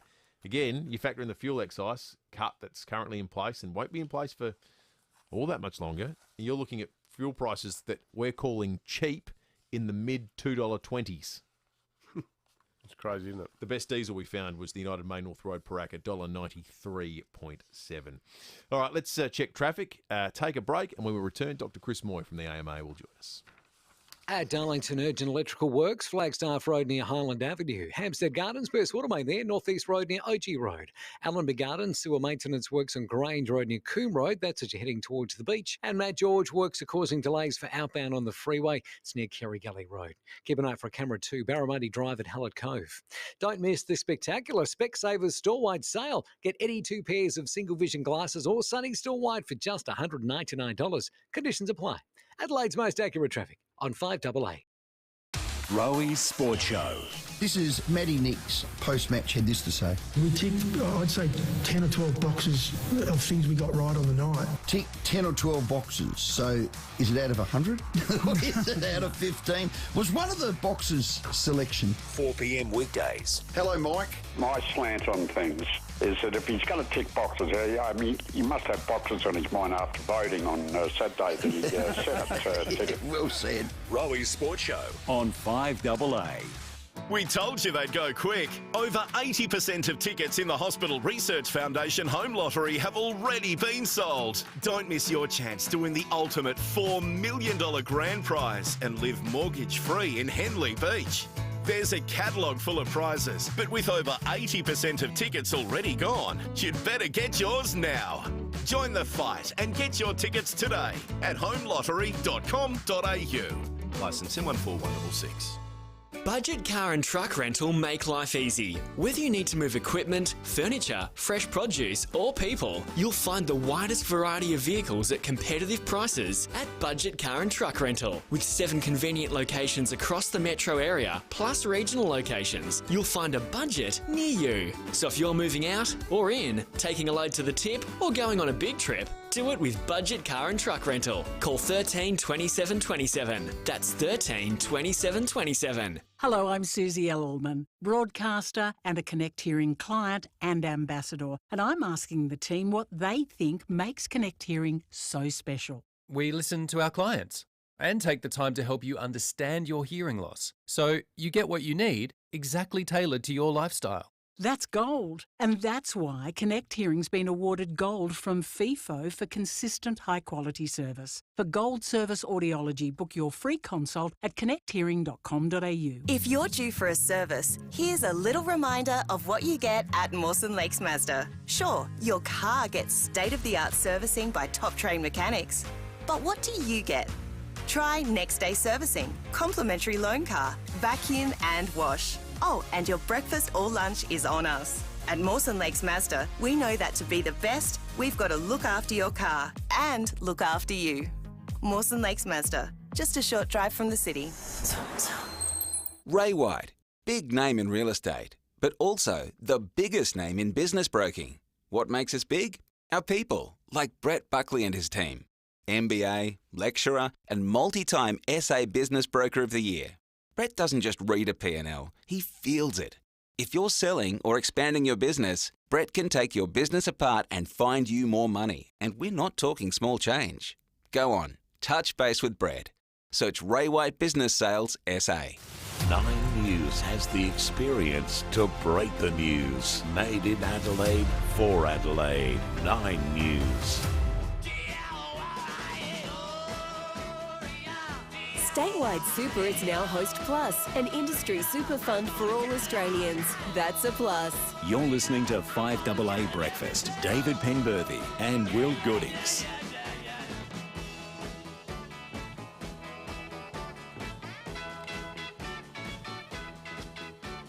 "22 minutes to 8. Dr. Chris Moy, the National Vice President of the AMA, joins us as he has so many times over the course of the last couple of years, but just for something entirely different. We thought we'd have a chat with him about something that has nothing to do with COVID. Dr. Moy, good morning to you. Go again. Thanks for coming on again, Dr. Moy. We always appreciate your time. You're a great explainer of things that are often complicated to mere mortals like Will and I. Saw yesterday Queensland has announced free flu vaccines. Clearly there's a bit of concern about the surge after 2 relatively quiet years. What's the medical sort of issue we're looking at here? Well, I think the thing to keep in mind, there's probably 3 issues. The first is that we are walking into our first flu season for 3 years, proper flu season, and that's going to lead to a lot more cases in hospital. Hospitals are already ramped up and logjam and full up. And then this will be the first time we're doing with COVID, with about 200-odd patients with COVID in hospital, probably right through winter this year. And to keep that perspective, I mean, 250 COVID patients in hospital is a third of the Royal Adelaide Hospital. So I think putting in perspective, that's a fair few number of potential risk to our hospitals. The other thing with the flu season this year, which has been interesting so far this year, is actually the peak seems to be in the 15 to 24-year-olds. The often the ones that are not sort of covered under the national immunisation program. And so it's been a strange season so far because quite often it's been more even through the age group. And the final, interestingly, this is a little bit outside the square. There's been some evidence in a Nature magazine has come out with a study which showed in I think it was Qatar, healthcare workers vaccinated with the flu shot actually seem to have less risk of getting COVID and actually less risk of getting severe COVID. And that may be because it sort of stimulates your immune system. So, look, getting a flu shot this year is probably a really, really good idea, but probably right across the board, right through all the age groups. Why do you think we're seeing that increase in that younger cohort? No, we don't know. I mean, it may be just a initial evidence, data. It may be that basically the young ones are the ones getting around, and us oldies are still bunkered down from COVID. Yeah. I reckon that's a huge part of it. Yeah, that makes sense. Yeah, but it may also be some characteristic of the virus this year that we don't understand yet. But we'll get a better picture as time goes on. So moving from the flu to the deeply unappetising world of monkeypox, should we be worried about this thing, Dr. Moy? No, I don't think so. Listen, I think there's been sort of a oversaturation of media about this, basically because look, it is something that's normally only in Central and Western Africa. It's actually moderately hard to catch. You have to have very quite close physical contact, either skin to skin, right up close respiratory, or through sort of catching it from the actual fluid that comes out of the pox that comes out of this monkeypox, the rash that comes from it. And my understanding is most of the cases seem to have been from sexual spread at this stage, about 120 cases across the world and a couple in Australia so far. Look, it's nothing in terms of the So you got a real red hot go if you want to try to get it by the sound of things. Yeah, you're not going to walk through a supermarket or shop and stand next to somebody and catch it. That's not going to be something like that. Yeah, right. That's good to know. So a little bit of a novelty factor associated with the name of the virus at this stage.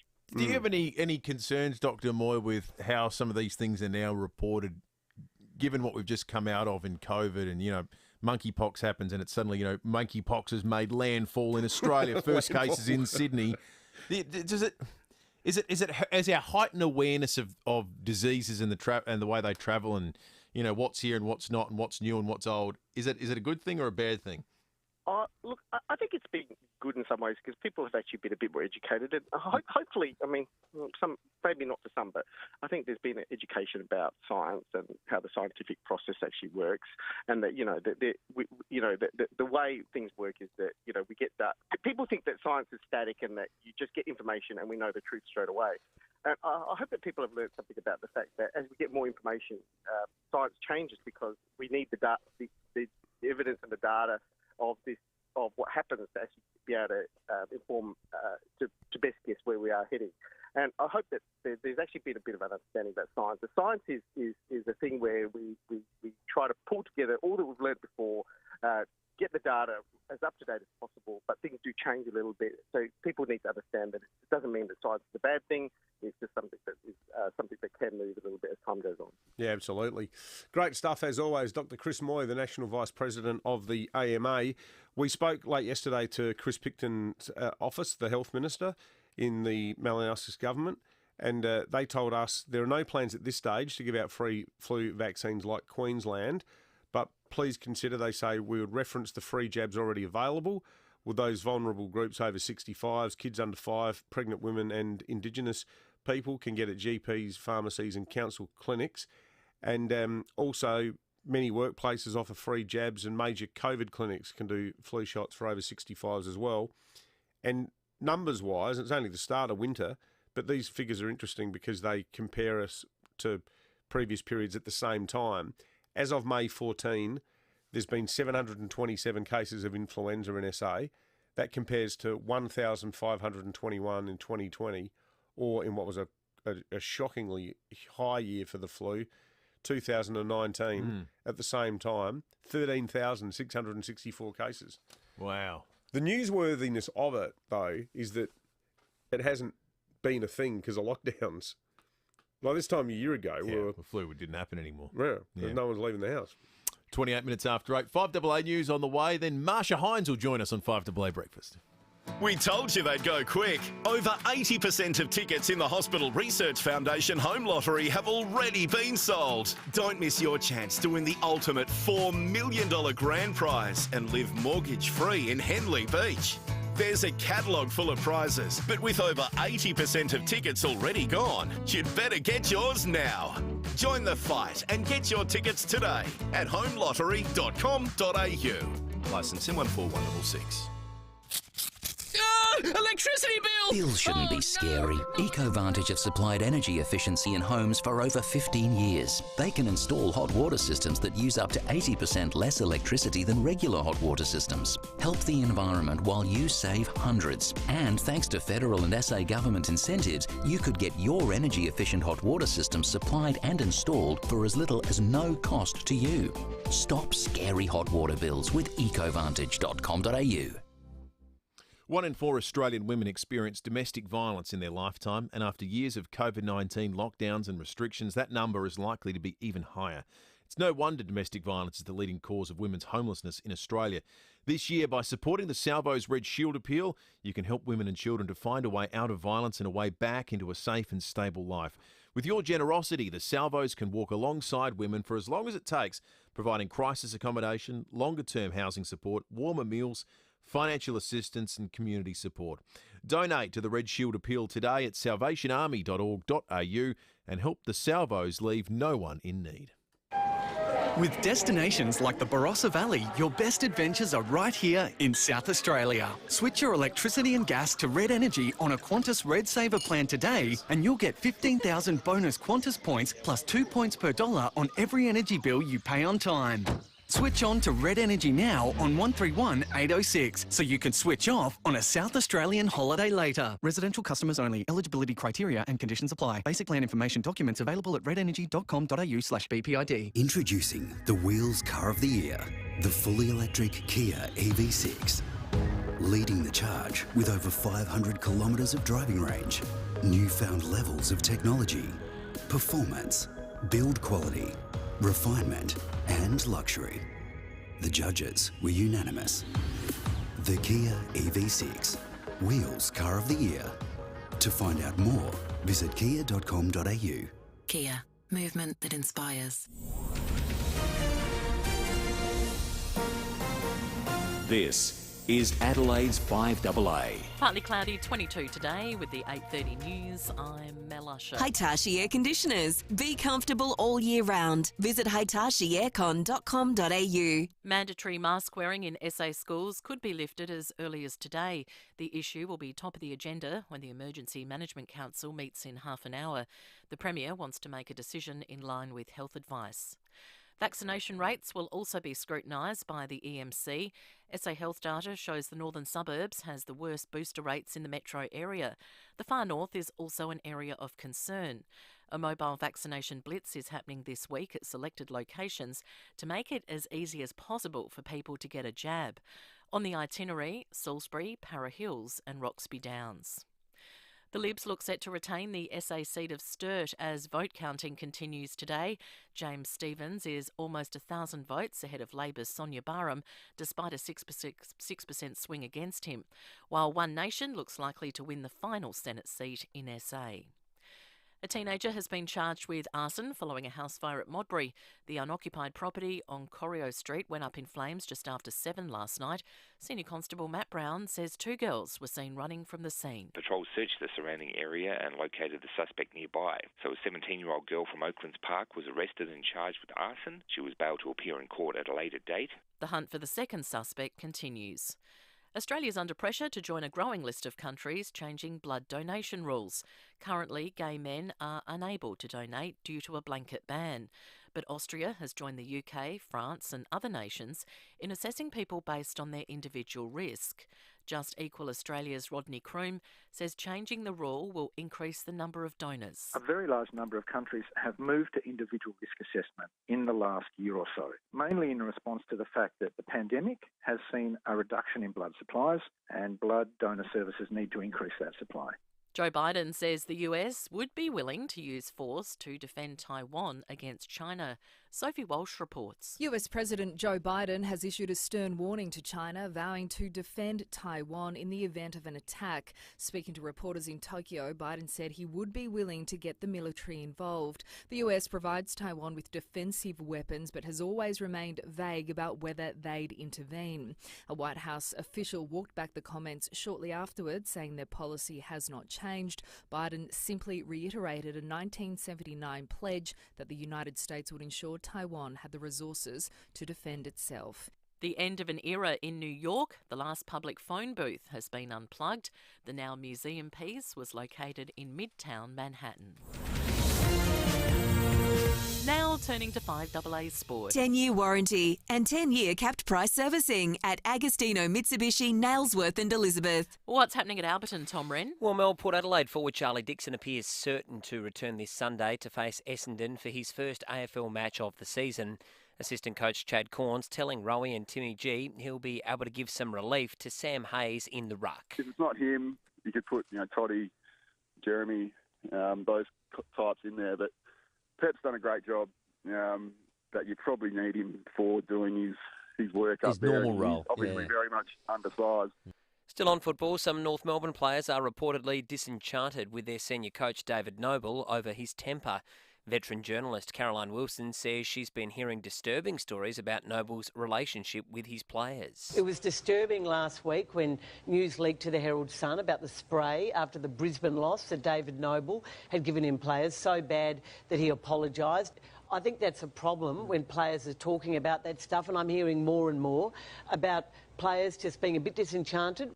To tennis, former world number one Naomi Osaka has been eliminated from the French Open. Meantime, Rafael Nadal advanced with a straight sets win over Aussie Jordan Thompson. And Boston will take on Miami today in Game 4 of the Eastern Conference Final Series. Miami leads that best-of-7 series 2-1. And that's the FIVEaa Sport. Now checking FIVEaa traffic. Petstock's Mayhem sale starts Tuesday, ends Sunday, May 29. Shop in store or online at Petstock. At Flagstaff Hill, smash on Black Road near the primary school. Hampstead Gardens, Burstwater Main, North East Road near OG Road.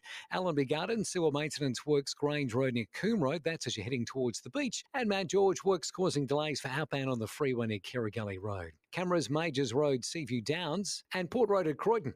Stay toasty this winter with Simply Energy, with up to 18% off gas usage and supply charges. Plans not available in all areas. That's Simply Energy, backed by Engie. Adelaide's most accurate traffic on FIVEaa. Now the FIVEaa forecast. 2 early bird winners get $500,000 cash in the Hospital Research Foundation Home Lottery. Deadline midnight Friday. A top of 22 today and partly cloudy, then showers tomorrow 19, more showers and 18 on Thursday. Right now it's 16 degrees. More news as it happens on FIVEaa. Statewide Super is now Host Plus, an industry super fund for all Australians. That's a plus. You're listening to FIVEaa Breakfast. David Penberthy and Will Goodings. 23 minutes to 9, behind closed doors is not too far away. Been talking over the course of the morning that I'm going to be chatting with Marcia Hines after 8:30. She's, of course, got, as part of the Cabaret Festival coming up at Her Majesty's Theatre, her show, The Gospel According to Marcia. And we got a text a little bit earlier in the morning from Helen, who's a huge fan of Marcia Hines, who wanted to hear this song. I just don't know what to do with myself. Don't know just what to do with myself. Baby, if your new love ever turns you down, come back. And look, we don't get to do requests very often, being talk radio and all. That's right. So we thought, for you, Helen, we're happy to play a little bit, and it was a nice way to introduce Marcia Hines, our next guest on FIVEaa Breakfast. Marcia, good morning to you. Good morning to you both. How are you? We are very well, thank you, Marcia. We're all the better for having you on our program. Now, I'm going to age myself here, but I mentioned earlier, I can't remember the year. I'm 53. I reckon I saw you play with the Daly Wilson Big Band here in Adelaide. Yeah, that was me. We actually toured all of Australia, and then we were lucky enough to tour Russia for a month, and then America. Really? You toured Russia in the 70s? Yes. So you're working out the numbers, right? So yeah, I toured Russia as an American during communism. Wow. Like when Leonid Brezhnev was the president. That's extraordinary. Yeah, it was pretty trippy. It was very, very different then. And let's not even talk about, the gorilla sitting in the corner at the moment. But yeah, it was really a very different country then. And yeah, they're going through it again. I don't understand how man's inhumanity to man can continue as it does, but it does, But when I went, on a lighter note, it was fantastic. It was pretty incredible. And being there for a month, that's when I learned to eat caviar. Because expensive habit to have. Oh, check this out. No, not at all. Because they serve caviar on the streets at lunchtime like they serve hot dogs here or meat pies. Yeah, man. Really? On white bread. And I had no problem with it, And so all the guys in the band and I would line up and, work out where the vendor was and learn to eat caviar. Yeah. Cabaret is such a great format. We like talking with performers through coming to Adelaide for the Cabaret Festival, Marcia, because in part, you just get so much freedom to not just perform but tell stories, and really intrigued by the decision that you've taken with this show, The Gospel According to Marcia, to talk about a part of your childhood. Tell our audience about the inspiration for this show and your formative years growing up and going to church. Oh, absolutely. My pleasure. So, look, for the people who aren't aware, in America, most black children are brought up in church. You got no choice, no matter. But you're brought up in church because it's a safe place and it's a social place, and there's usually a lot of singing going on and a lot of lots of teaching going on. When it comes to biblical teaching and stuff. But in my case, I was kind of split down the middle because my mother was Church of England, God bless her, and my godmother was Baptist. So I'd go to my mother's church and then hightail it down the road to my godmother's church because she was blind, and her name was Flo, and she was much older than me, and she was blind, so children were not allowed in the choir booth because we didn't know how to sit still. So, but because my godmother was blind, I was allowed to take her up into the choir booth and sit still. That's when I learned to sit still. So I sat still, and I just sat there, and I'd hear these heavenly voices, you guys. Like the singing that comes out of a Baptist church. I could kind of think, because I was at a Catholic church during Christmas, and I heard the choir there. There's just something about it. I know it's the acoustics, but there's just something that there's something so beautiful about it. I think maybe because it's coming from such a wonderful place, And so I've always wanted to do a gospel album, and we talked about it, and I've had the same manager for most of my career, and we talked about it, and then lo and behold, the opportunity came up, because I spoke to a guy in Sydney called Simon Marnie, who's got a radio show, and he actually asked my manager to ask me to put some songs together, and strangely enough, all the songs I put together were gospel songs. And then he came up with the idea. He said, this is really good. You should call your album, if you make one, The Gospel According to. I said, guess what? I've just stolen your idea, man.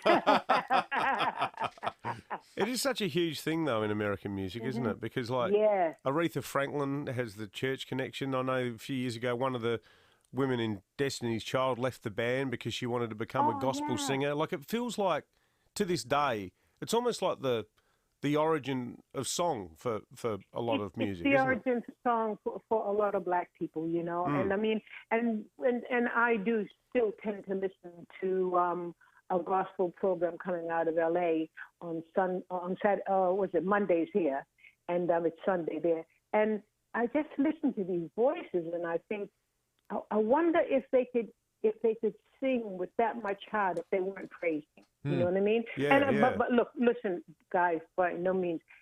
I'm a God-fearing woman, but, I don't go to church. And there is a church I go to in LA, and that's my cousin's church.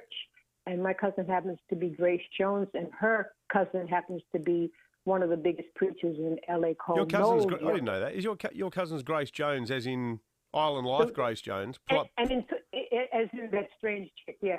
Yeah. Pull up to my bumper, baby. That's the girl. That's our cousin. So anyway. Wow, that's awesome. Yeah, that's really cool. Does she always dress like that, Marcia?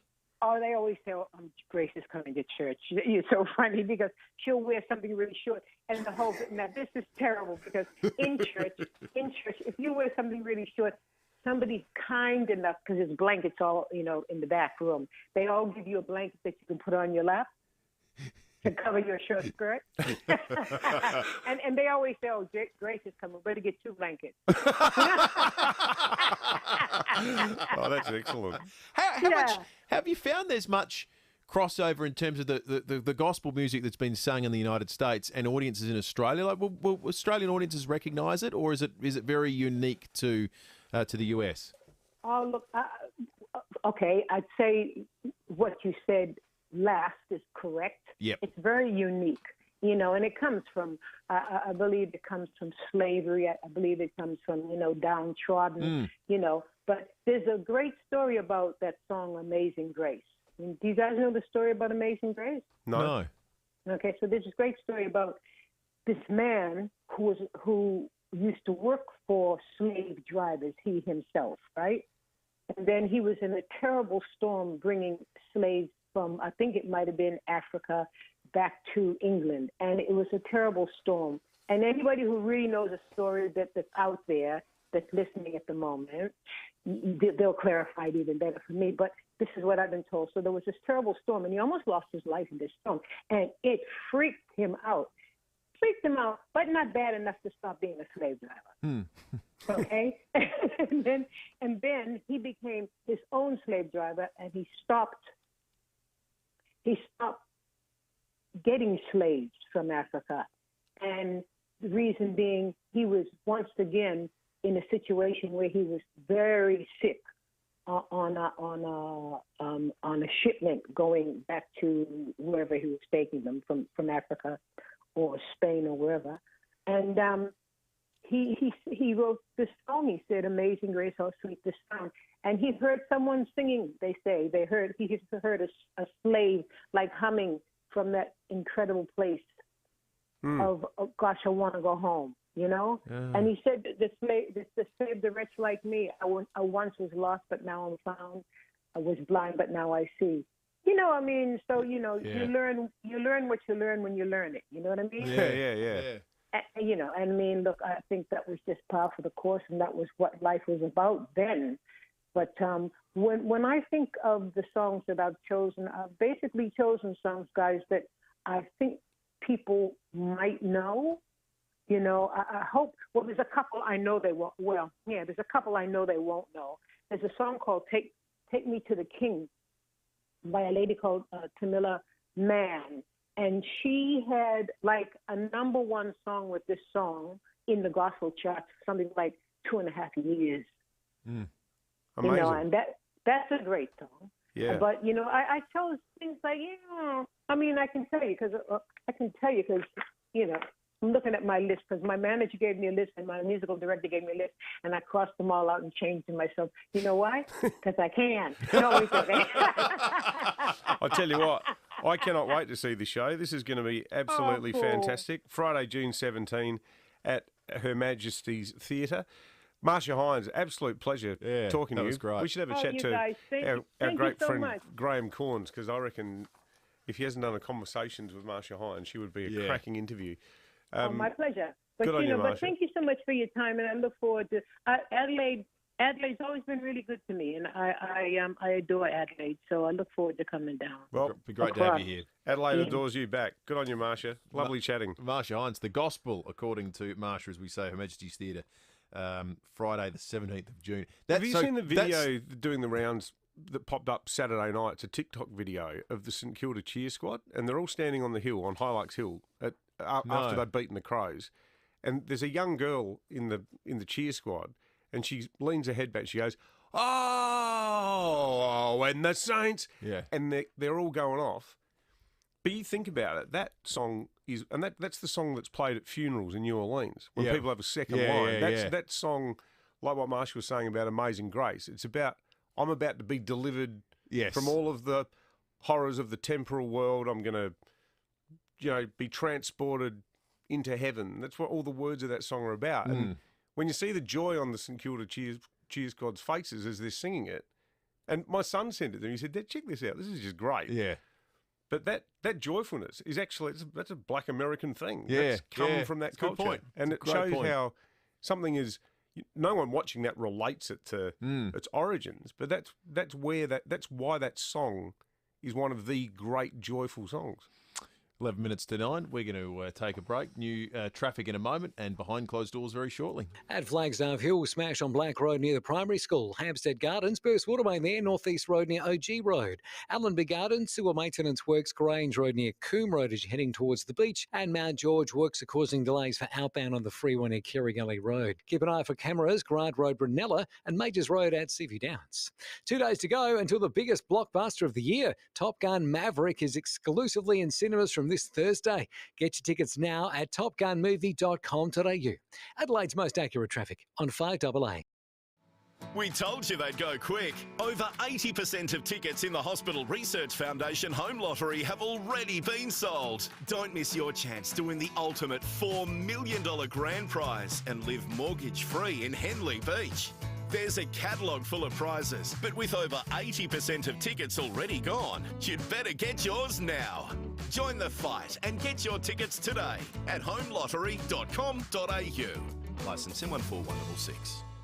Construction of 88 O'Connell has commenced. This is truly one of the most impressive developments in Adelaide for a very long time. 88 O'Connell will encapsulate connected living, community and style with boutiques, retail and culinary experiences on your doorstep. 2 and 3 bedroom apartments are still available from $1.1 million. Visit the new display suite at 53 O'Connell Street, North Adelaide. Proudly developed by Commercial and General, creating South Australian communities for over 25 years. Now, if you're building a new home or renovating, don't forget to include blinds and curtains in your build plans. Talk to Rundle Blinds and Curtains at Kings Park. They can save you time and money and give you so many installation options for your window furnishings. Smart home technologies have exploded for window furnishings. For seamless motorisation and automation, plan for your hardwiring so you can make the most out of the latest innovations. Rundle Blinds and Curtains can recess your blinds and curtains into the ceiling to hide all that ugly componentry like headers, tracking and wiring, and the result looks so modern and sleek. Now, these folks, they've got the runs on the board awards-wise. Absolutely the best in the business, Rundle Blinds and Curtains. They're Adelaide's premier window furnishings company. Bring your dream home designs to life by booking in a consultation with their expert team. Contact them on 8274-1210. That's 8274-1210. Or just go to the website rundleblinds.com.au. Mini Jumbuck, Australia's favourite wool bedding products. Now located in McLaren Vale, Mini Jumbuck has a great range of quality Australian-made wool bedding products to suit all sleepers and all climates. You'll love their extensive range of Australian-made quilts, mattress toppers and pillows too. And remember, Mini Jumbuck McLaren Vale also stock a huge range of genuine sheepskin Ugg boots and quality merino wool clothing. For Australia's favourite wool products, call into Mini Jumbuck McLaren Vale, open 7 days. G'day, it's Mark Bickley. Well, it's tax time, the absolute best time to get in touch with your Leader Computers reseller, especially if you run a business. Order and install your new Leader PC before June 30 to get a significant tax deduction, plus amazing pricing from Leader. And with Leader Computers, you're dealing with a true SA company with outstanding local customer support. Live life local, live life Leader this tax time. Visit leadersystems.com.au to find your closest Leader reseller. 9 News has the experience to break the news. Made in Adelaide for Adelaide. 9 News. Statewide Super is now Host Plus, an industry super fund for all Australians. That's a plus. You're listening to 5AA Breakfast. David Penberthy and Will Goodings.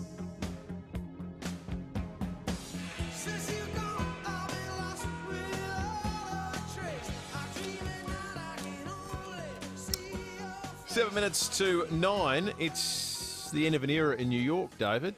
The very last public phone booth has been unplugged. No more public phone booths in New York. It's destined for a museum. Seriously? Quite literally. Yeah, located in Midtown Manhattan. They need any. Do we have any They here? need any How many- help getting it out. They should get Robert De Niro to remove it. I think they probably want to preserve it. How many we've got left in Adelaide? It'd be still. Oh, would it be hundreds? Oh, that's what I'm just wondering. Well, if you had to guess, I don't know what the answer to this is, by the way. I'm just wondering. There's one near Jimmy's Fish and Chip Shop in Aldinga. Yeah. I've seen the odd person using that. Yeah, the odd one's out regionally. They're all free now in Australia. Are they? Yeah, Telstra announced that. Remember they did that after the fires and the floods? That's right. Free calls. I was going to say, when we got caught in the NT, we had to use a public phone, but had to find coins for it. I cannot remember the last time I used one. I had to use one then. There are 15,000 apparently still across Australia, the entire country. 15,000. I don't think we'd have 1,000 of them, would we? I wouldn't have thought. They'd be big in country towns. Yeah, country towns would still have them, but there can't be heaps around here. There were around 80,000 in the 90s in Australia. So they were so ubiquitous. Like the idea that New York doesn't have a public phone anywhere. Yeah, it's amazing, isn't it? Yeah, that seems absolutely stunning. All right, it's 5 to 9. We've got a headline coming up in just a moment, and before we do that, let's go behind closed doors. Thanks to Aussie Fast Transport Solutions, interstate freight distribution, warehousing, and local Adelaide couriers. Call Aussie Fast 13 13 64. And when we get behind closed. You're listening to 5AA Breakfast. David Penberthy and Will Goodings. And welcome back to 5AA Breakfast. And David Penberthy, welcome back to you too. Yeah, g'day, Will. How's it going? I'm very well, David. Hey, Siri. I'm sorry, I don't understand. Why not? You have a very broad accent. Yeah, good on you. Whatever. This morning on the program, we'll break down the election results. Just got a text from Clinton, who sent in a beautiful photo of the sunrise at Seppelsfield. Oh, beautiful. Yeah, all those palm trees. You know, there's a story behind those palm trees. The guy who owned the property was a pacifist.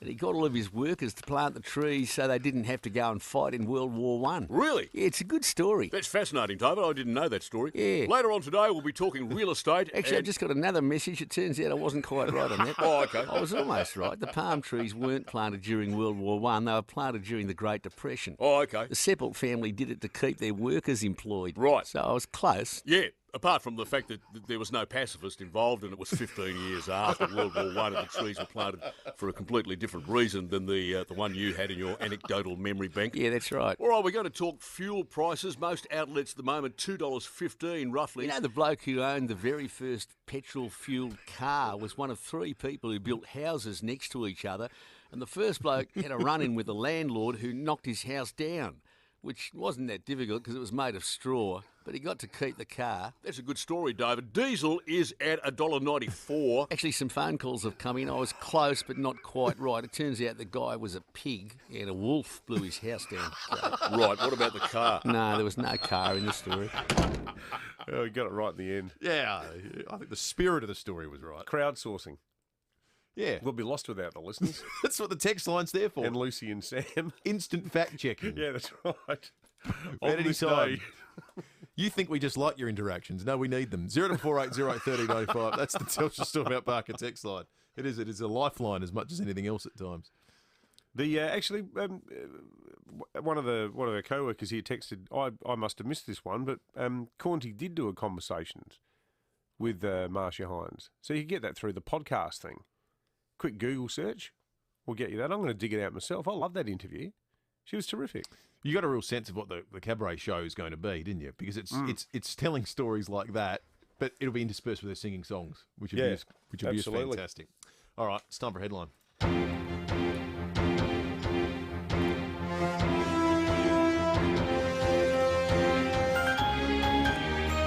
Hot potato. Peter Dutton at unbackable odds to win the Liberal leadership.